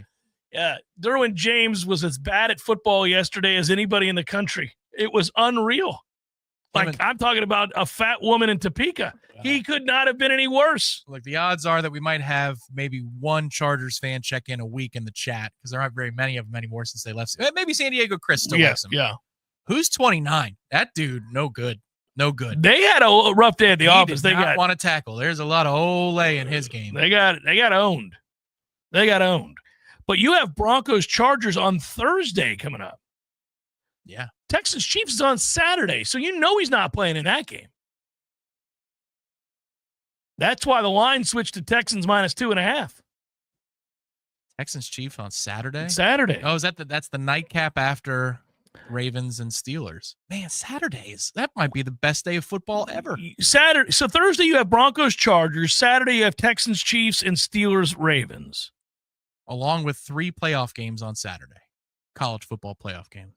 Your noon is SMU Penn State. Your 4 o'clock is Texas Clemson. And your 8 o'clock is Ohio State Tennessee. So I have to admit, we talked about this last hour. We got a bowl game tomorrow, which is the Scooter's Coffee Frisco Bowl. There it is. Wednesday, Western Kentucky, James Madison, Boca Raton Bowl. Cal, UNLV, 9 p.m. Art of Sport LA Bowl. What? Art of Sport. I don't know. Thursday, Georgia Southern, Sam Houston. The son of Sun Tzu, the art of sport. Well played. Arnell Carriers, New Orleans. That's on Thursday. It's the Caesars Superdome. And if that guy is still doing the PA, I wouldn't go to that game if you paid me. I don't remember that story. Oh, he's the same dude. Has been doing it forever. Annoying ass voice. It's the worst. And I'm sure we've done this before. I've said it before, but then somebody came on here and said he's a super nice guy, and I felt bad. I'm sure he's nice. I was not impugning his integrity. He's just blessed with the sorriest PA voice of all time. What's he sound like? Annoying. Judge Doom and Roger Rabbit? No, it's high pitched and soft. It didn't have anything to it. I killed your brother. It was 3rd and 7. It doesn't have anything to it. It's just, no, there's a whole legacy behind it. Like, he's a super nice guy. Don't send it to me. I know he's a great guy. I did this once before and I felt bad. It's just got an annoying voice is what he's got. But hopefully he's retired. Let's put it that way. I don't want people to think I wish him dead or anything. Friday, you have Ohio and Jacksonville State. I don't think anybody's watching that at Camping World. Tulane and Florida is on Friday night or Friday afternoon, 3:30. Oh, nice little second half happy hour. Indiana, Notre Dame, Friday night. That's what Tom's alluding to, and the dump of a town known as South Bend, Indiana. That's actually a hot ticket. Same state. So it drives up demand. $500. Yeah, 500 bones. Cheapest, worst seat in the dump of a town. You could enjoy Chicago. That's what you have to do. Saturday, we kick it off at noon. The aforementioned 11 seed SMU Mustangs at Penn State, number 6 Beaver Stadium, University Park, PA, in the sticks. That's on TNT. Jeez. Well, ESPN outsourced it to Turner for a couple of the windows. It'll still, rest assured, sir, it'll still look like an ESPN broadcast and have ESPN talent. Clemson and Tejas, 4 o'clock, also on TNT. Tennessee at Ohio State, ABC, ESPN, 8 p.m. college football playoff game. I know. First round game. I know that Texas is in Austin. I've been there, seen the campus. But if we could have Charles Barkley on at halftime talking about San Antonio, I think that would be a wonderful halftime Again, show. yeah. Again, it's always funny.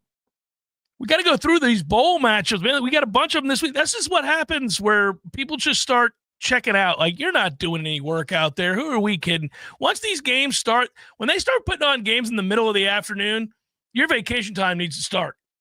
Okay. I'm saying all of us. Yeah. Who are we kidding? I'm in. If they were, for example, on Friday, you have a noon bowl game coming up. Awesome. This Friday. Not one you care about. But Tulane in Florida plays at 3:30. All right. I'll watch that. Sure. Over a beverage. Maybe 3. Maybe we'll play golf and then go watch the bowl game. Could be. We could do it. We might do it. I would do it if the moon were made of cheese. It's a weird year because would you eat it? Christmas is on a Wednesday, so it's just kind of floating out there. Yeah. Yeah, no, it is. It just makes me laugh, though. I see these games, and I'm like, man, I'm going to be parked soon. I got a game tomorrow night, and then it just doesn't quit. I'm going to watch on Wednesday. I do this every year. At the end of the year, it dawns on you, the football, it is leaving. The first 2 bowl games that were played this weekend, or Army-Navy in the bowl, I didn't put in my picks in our free league, so I got to go pick the losers. But I was thinking in the back of my head, it's 2 games. What's the difference? As long as I get them in before it starts Tuesday night. That's when the bowl season really begins. Navy trounced Army. Yeah. That game, you can never know. It's crazy. There have been years that I thought Army was going to get housed, and they beat Navy. This year, I thought Army would win for sure, and Navy dominated the football game. The one thing that's fun to do when you watch Army-Navy, the amount of really imaginative plays born out of the run game are just insane. Like, that I don't even know what you would call some of the concepts. I mean, some of them are like just wing T concepts, but they're those pop passes where it's insane what they're able to do off that stuff. You'll see some of that in the new offense And that Gus, we're running. that's why I was bringing it up. Yeah. That is really hard to defend.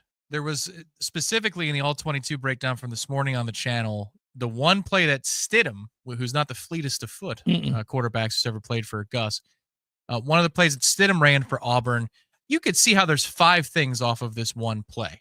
And that's what he wants to do. And it's not revolutionary, but it's a headache. If you're a second-level defender, I mean, your head's going to be spinning. And that's where, to your point, when you watch Army-Navy, you'll see a play, it might gain 3, and you say, ooh, I see the offshoot of that play. And that could be a big one. It's just maddening. It was not a good day for Bryson Daly, the quarterback who's had such a good year for Army. He was awful as a passer in this game. The fact that Navy held him to 52 yards rushing and just 2.7 yards per carry, that's really where the game changed. The fact that Navy was the much more physical team, and they were physical in the sense that they were able to run the ball as well. The Horvath kid, the running back for them, had over 200 yards rushing. They just wore Army's ass out. It got really physical in a hurry.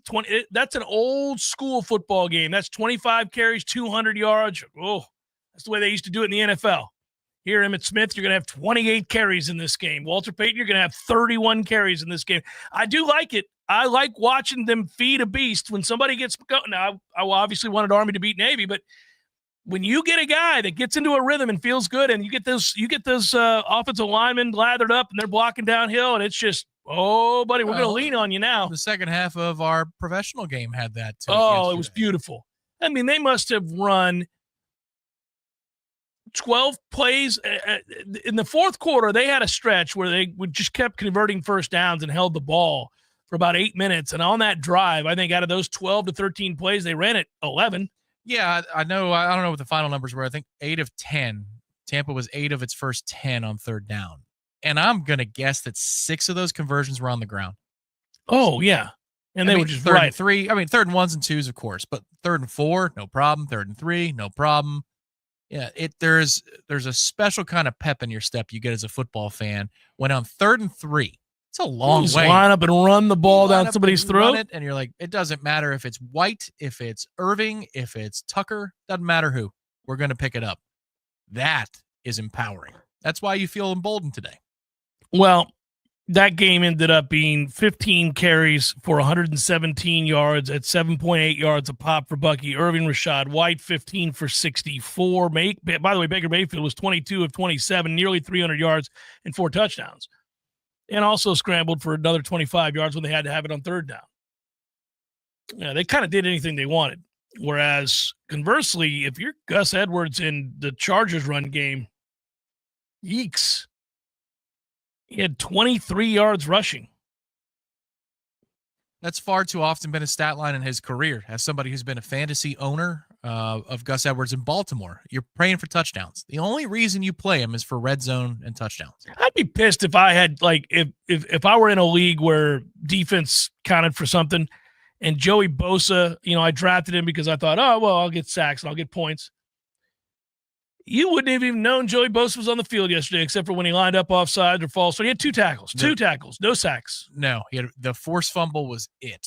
That was on Rashad White in the first half. Yeah. But and that was an awkward thing. Yeah, around the quarterback. Useless. Chef Cameron Show 93.3 Real Talk Radio, Warchant TV. This is Shannon Young with Fairway Independent Mortgage Corporation. Sellers, are you stuck between wanting to sell your home and waiting for rates to fall? Are you worried about the contingency of having to sell your home? What if you didn't have to? With a 2-1 rate buy down, you can lock in a lower interest rate for the first 2 years of your mortgage and get the home you want now, all while having a higher chance to buy that next home with the contingency of selling yours. If you wait for rates to fall, You risk more competition, sellers less likely to wait, and paying more for that next property. If you're stuck, we need to talk. Give me a call at 954-369-6171. Again, this is Shannon Young with Fairway Independent Mortgage Corporation. That's 954-369-6171. And don't forget, for every loan we close for our fellow Knowles, I will personally donate $250 to the Battle's End. Equal housing rent. NMLS number 373031.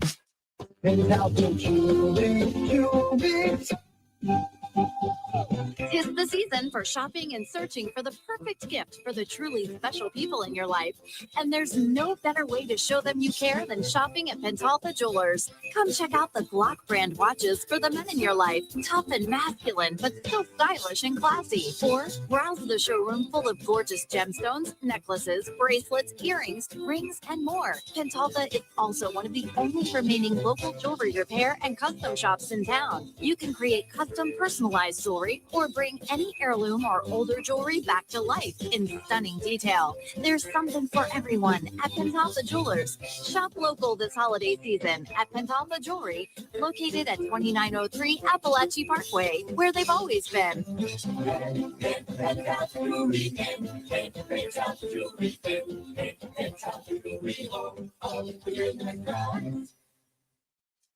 Ain't nothing but a G-pop, baby. I am 99% sure that is not how the lyrics go. Well, you like remixes, right? Of course. Well, think of this as a Grassroots Coffee remix per se, because Grassroots Coffee is now in the single-serve coffee pod game. Dude, those single-serve coffee pods and cups are weak sauce. Not Grassroots Coffee G-Pods. They have more coffee in them than regular single-serve pods and cups. Seriously? And not only do they have more coffee, they have a built-in filter for better brewing. They fit in most Keurig machines, and they are fully compostable. It's still the small batch, slow roasted coffee you love, so go to grassrootscoffee.com and get your box of G-Pods today. Baby! See?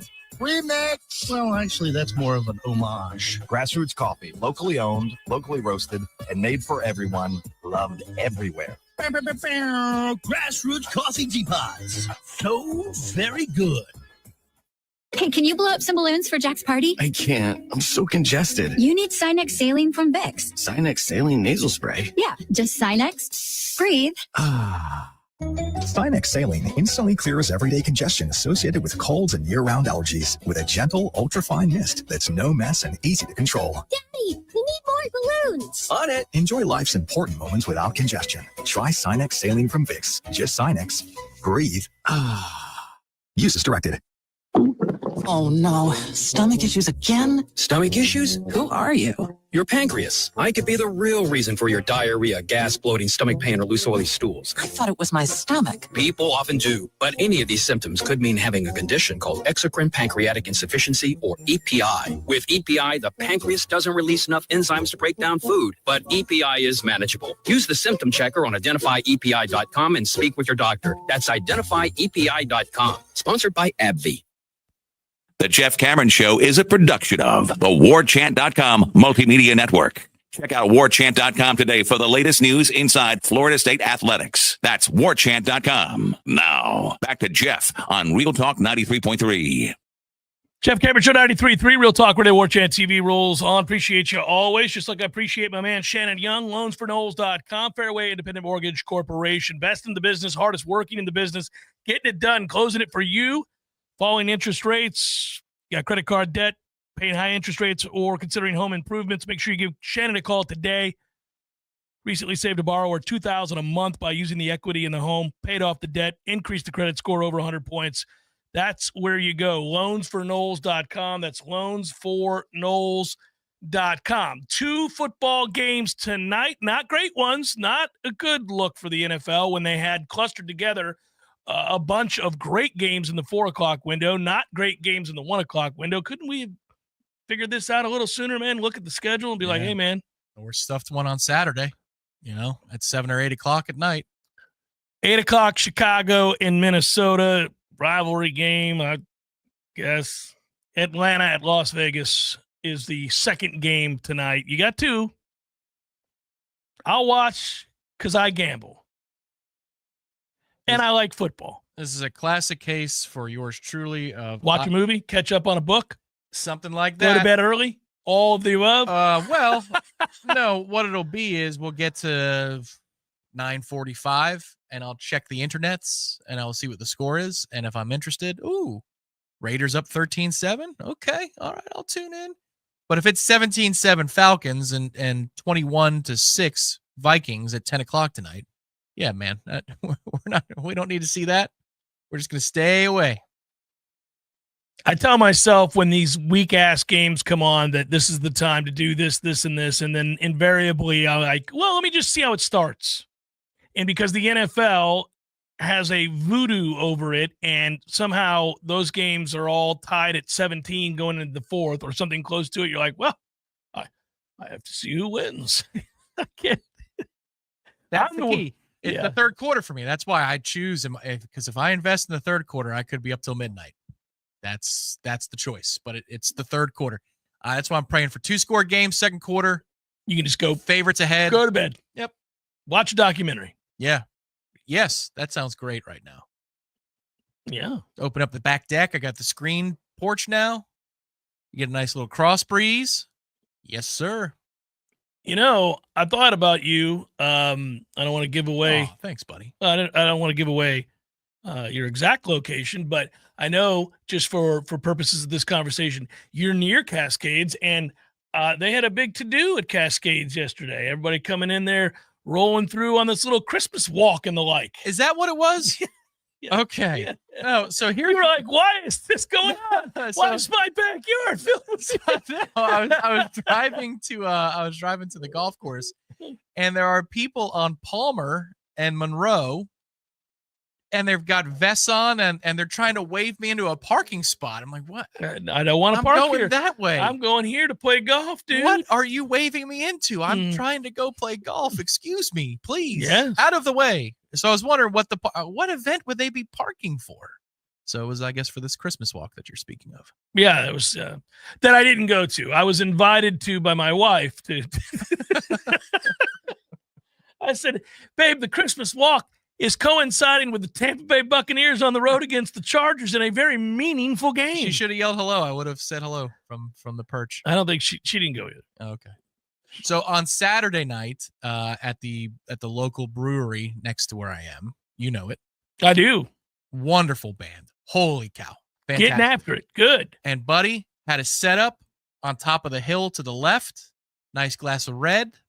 It's perfect. Life is good, buddy. Good for you. Next time that band's playing, we got plans.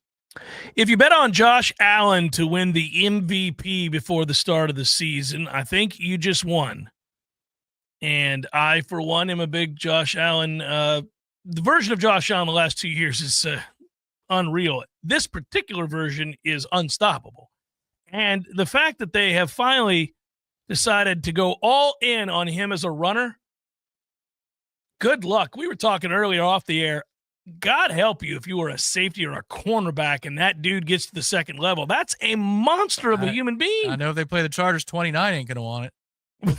He'll say, no, thank you. But this is one of those times I wouldn't blame him.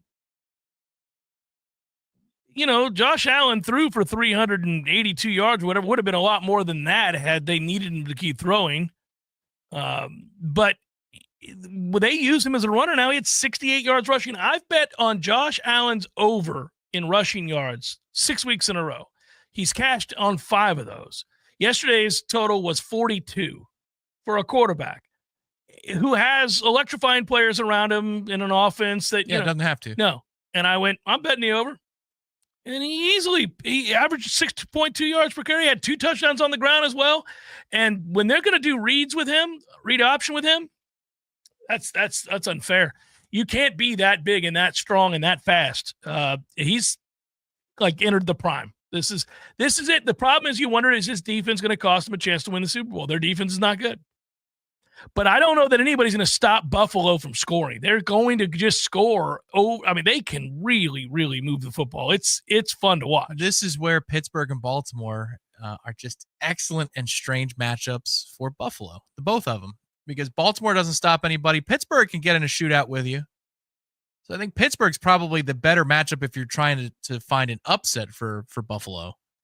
Pittsburgh got bullied yesterday by Philadelphia, though. They were bullied. The swing play in the game. Fumble. Yeah. It's a big play. It's not quite Jonathan Taylor, but it's close because of the situation. You're about to go in and score. It's hurtful. We're going to get some interesting playoff games. I listen, now that Montgomery is hurt, listen, they still have Jahmyr Gibbs over there in Detroit, but Amon-Ra St. Brown is a stud. That's a crazy number yesterday. Laporte is a stud. I bet the over on his yardage total, he ended up with 111. I think his total was 30-something going into the game. Jared Goff in another year might be an MVP himself. Threw for almost 500 yards yesterday and 5 touchdowns, no picks. He was sensational.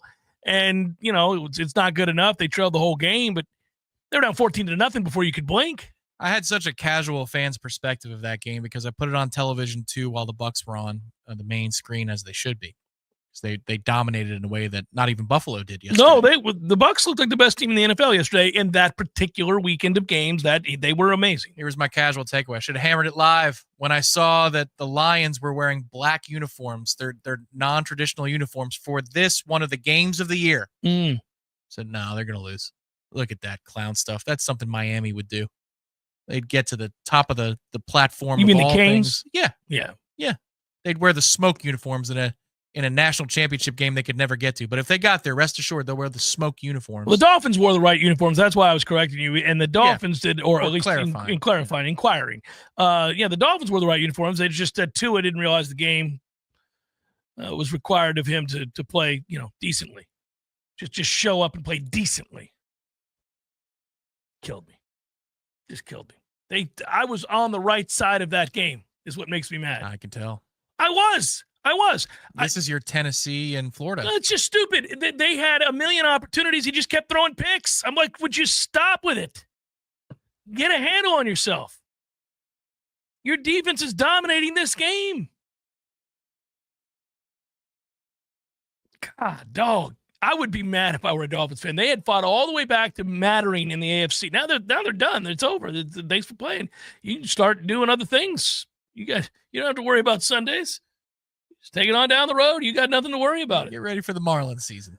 But I mean, damn it, man. And he had been playing so well. I felt like nobody was talking about him. I would come on every week and be like, by the way, Tua had another good game. Because I'm not a big Tua guy, but he was playing well, and I kept watching them, and I was like, the Dolphins are hanging in there, playing good defense, okay. Yeah, his efficiency numbers were off the charts, Tua. Yes, he was playing exceptionally well. Yes. Until yesterday when they really needed him to play well, and he lost the game. He lost the game. Bastard. Jeff Cameron Show, 93.3 Real Talk Radio, Warchant TV. Your local news now. A man is behind bars after choking and dragging a person who had a protective order against him. LCSO arrested 31-year-old Peter Davis on Thursday in relation to a domestic incident the previous day. A witness called 911 on Wednesday after hearing screaming outside their home on Cathedral Drive. When looking at the window, the witness observed Davis choking and dragging a person before shoving them into the house. When deputies arrived, no one was at the home. LCSO worked with Florida Highway Patrol to find Davis and conducted a traffic stop. Davis was arrested and taken to the Leon County Detention Facility. Parkway Wrecker Service said they have towed several cars from a Circle K on Thomasville Road because of water in fuel tanks. Rust will be a concern for impacted customers alongside other issues. Customers who may have been impacted at this location may contact Circle K Customer Service at 1-855-276-1947. This is Rachel Anay with your Real Talk 93.3 Local News Update, brought to you by Macklemore Systems, Tallahassee's go-to Mac store. Check them out online at MacklemoreSystems.com. Here's your Paul's Termite and Pest Control Tallahassee weather report. Warmer week ahead, followed by a cooler weekend. Highs in the lower to upper 70s with lows in the 50s and 60s. Thanks to a cold front by the weekend, highs back in the 50s with lows in the 30s and 40s. Tonight, mostly clear, low of 56. Tuesday, patchy fog possible early, mostly sunny, high of 79, low of 58. Wednesday, partly sunny, slight chance of rain, high of 76. From Real Talk 93.3, this is Danielle Kelly. For the elimination of termites, pests, and for greener lawn too, call Paul's. They'll get them all. Honey, I'm home. We're in here, honey. So why are all my friends here? Have a seat, Dave. We need to talk about your problem. Problem? I don't have a problem. Dave, you do have a problem. A problem with your grill? Here's some pamphlets from Hearth and Patio. They are waiting for your call to help you upgrade your grill. If you or someone you know needs a grilling intervention, call Hearth and Patio today at 850-727-4282. That's 850-727-4282 or hearthpatiotallahassee.com. If you're living with dry age-related macular degeneration or dry AMD, you may be at risk for developing geographic atrophy or GA. GA can be unpredictable and progress rapidly, leading to irreversible vision loss. Now there's something you can do to slow it down and get it going slower. Izervay is proven to slow GA progression. Izervay gets GA going slower. Izervay or avacincaptad pagel is a prescription eye injection used to treat GA. Don't take it if you have an infection or active swelling in or around your eye. Izervay can cause eye infection, retinal detachment, or increased risk of wet AMD. Izervay may temporarily increase eye pressure. Your vision may be impaired after an eye injection or exam. Don't delay. Ask your doctor about Izervay today. Izervay gets GA going slower. Visit Izervay.com. That's IZERVAY.com. Paid for by Estella's Pharma. The Jeff Cameron Show is a production of the Warchant.com Multimedia Network. Check out Warchant.com today for the latest news inside Florida State athletics. That's Warchant.com. Now, back to Jeff on Real Talk 93.3. Lost on the Bo Nix over, too, by the way. I had a tough time there on those player pops. Guys got hurt. Some were pulled out of the games in the middle of them. Chargers got smoked. Well, that didn't hurt me as much. I mean, I had the Bucks beating the Chargers. No, just for Ladd. Good old Ladd. Yeah, Troy, it's gone. I just said that. The Gatorhead is gone behind me. It lapsed. It flipped over. If we could, if it was appropriate, we'd have this fire going year round. It's comforting. I think we should keep it at least until March when it starts to warm up. Yeah, it starts to. I agree with you. It's a little. I have to get better at it. It's a little mesmerizing. So as I'm talking to you, I'm just kind of drifting off. It's peaceful. Whose eyes don't drift to a beautiful fire pit or fireplace when they have one in their eye shot? I mean, there could be great television on, but if the television is next to the fireplace, what the hell happened on 2nd and down? How'd they get to 3rd and 12? What? They were in 2nd and 2.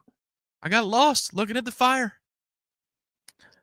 I'm going to tell you now that I'm at that place where I think the Eagles will come out of the NFC, Tom, and I don't like it. I hope that they implode and argue some more and maybe have some internal issues otherwise, because they really have a formula to win. And if they're going to run like that, then you're going to have a hard time. That you would, but I think Tampa would be a wonderful matchup for Philadelphia.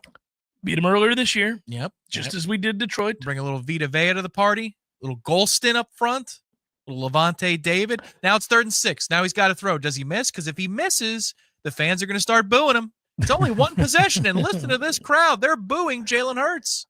I like that you've got a scenario where the announcer is pointing out that the fans have turned on Jalen Hurts. This is a little unreasonable, guys. It's only one drive here. Yeah, you never like that energy, Kevin.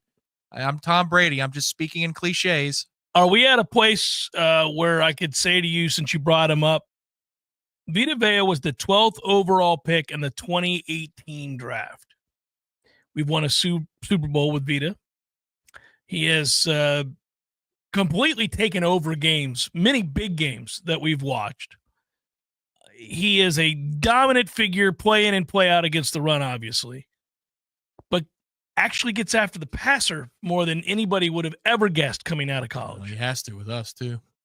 He's 350 pounds. I'll bring this up.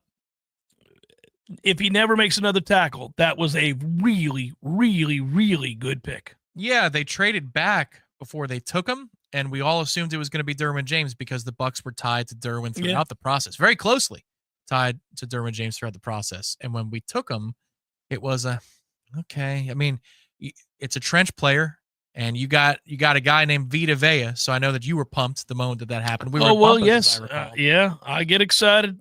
We were at Bumpus for that particular draft. Certain players from certain regions of the world. Yeah. I feel very strongly about. but we weren't sure. And then, after going all in a couple of years later and having Brady, I mean, he was the difference. I think it was the Green Bay game he returned for. I think that might have been his first game back from injury.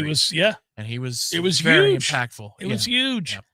It's just turned out to be a great draft pick. Vita has been a stud.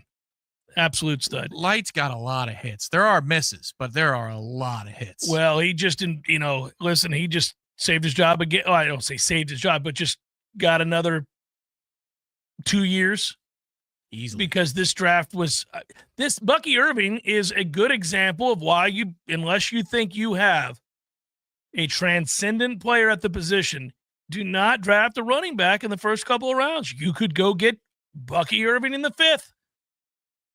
He's as good as any rookie running back in the league. He's been sensational.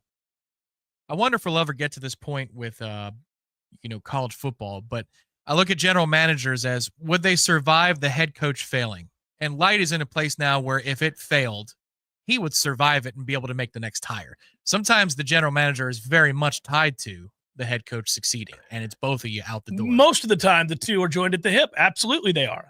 This is one of the great conversations we had last week that I thoroughly enjoyed, which was us talking about the role of GM in college football now and how, you're going to start. We've always done this as fans of a program or just those. I mean, listen, we have to talk about all of college football, so it's there. But for years on the conversation of college football, if you were sitting down with fellow college football fans, you talked about your favorite players in the game and across the board, and then certainly within your school. And you talked about, projecting the upcoming season based on the last couple of years of recruiting rankings and projected starters and all that.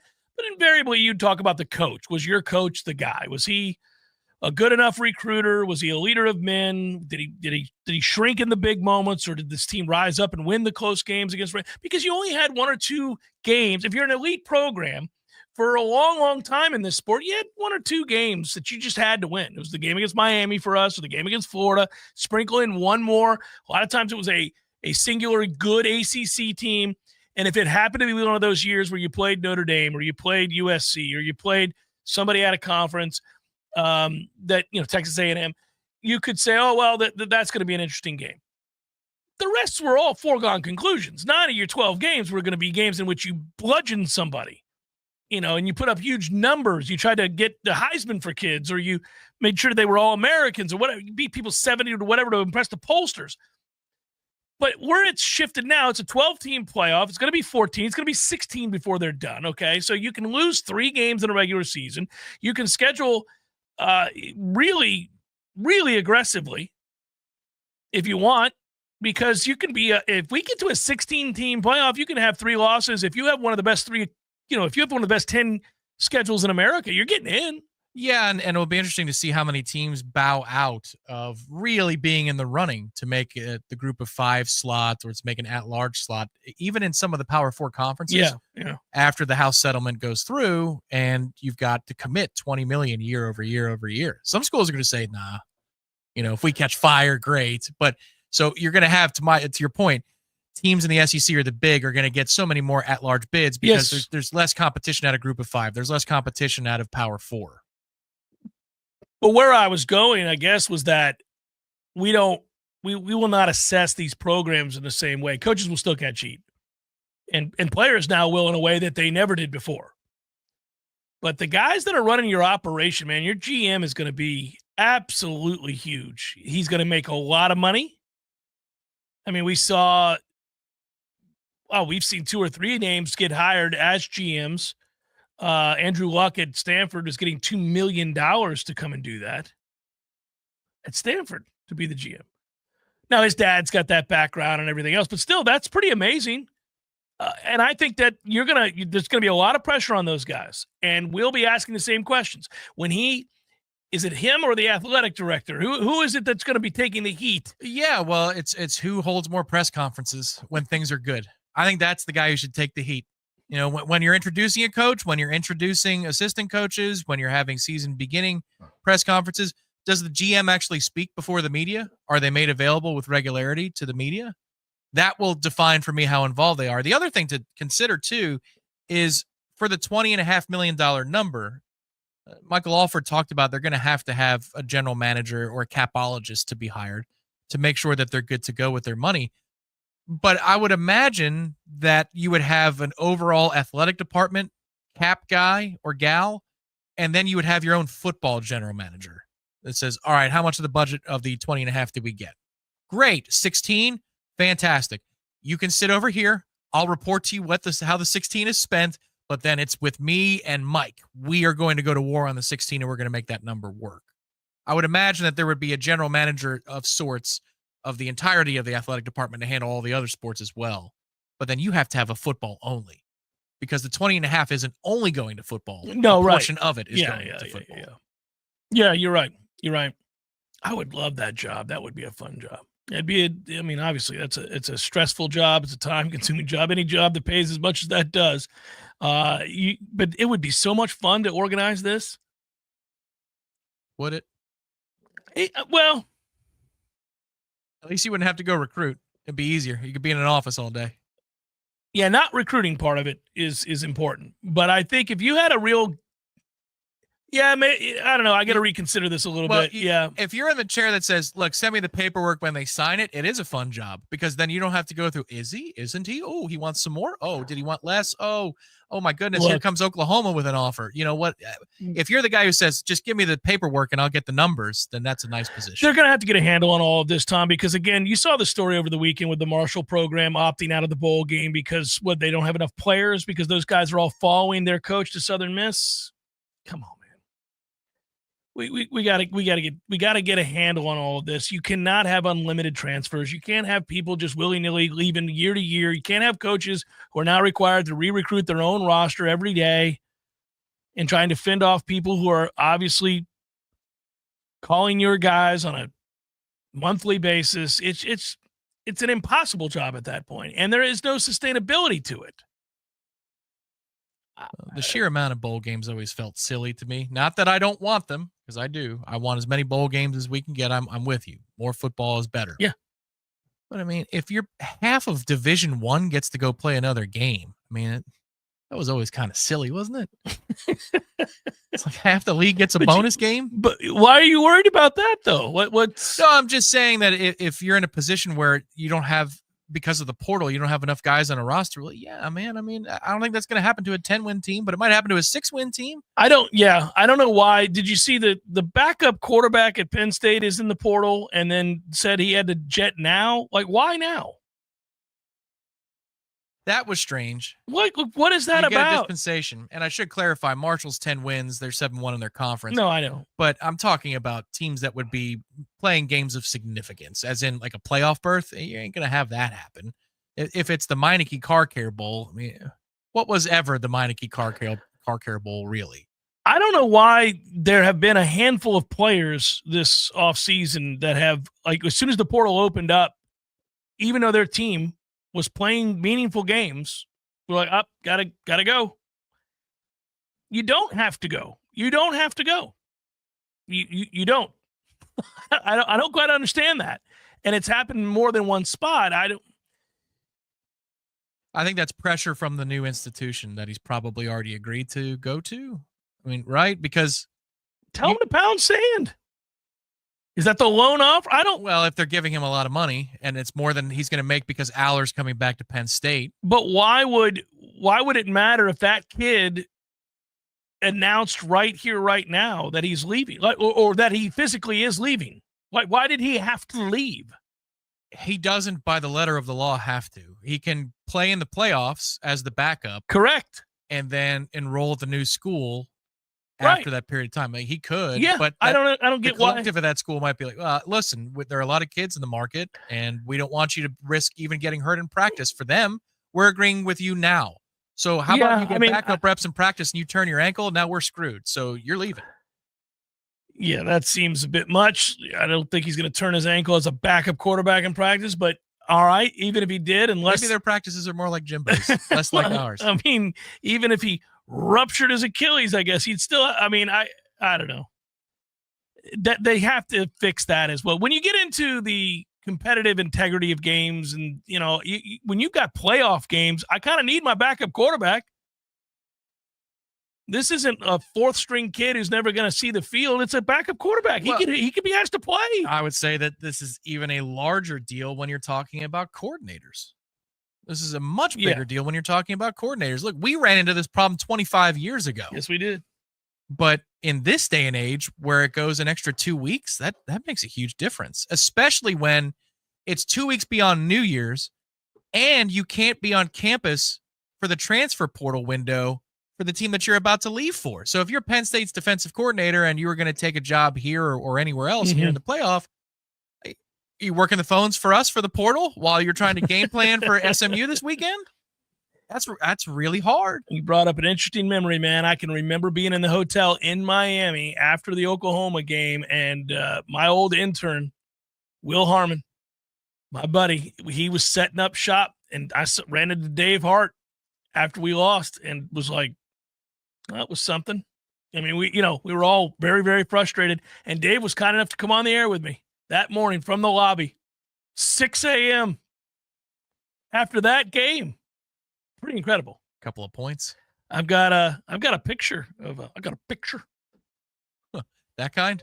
No, just a good picture from that morning. It's a classic. Couple of young ladies. Good work, brother. Thanks for being here, everybody. Enjoy yourselves. We got Monday Smash. Monday Smash, 7:00. Boom. Tune in. It'll be good. Peace.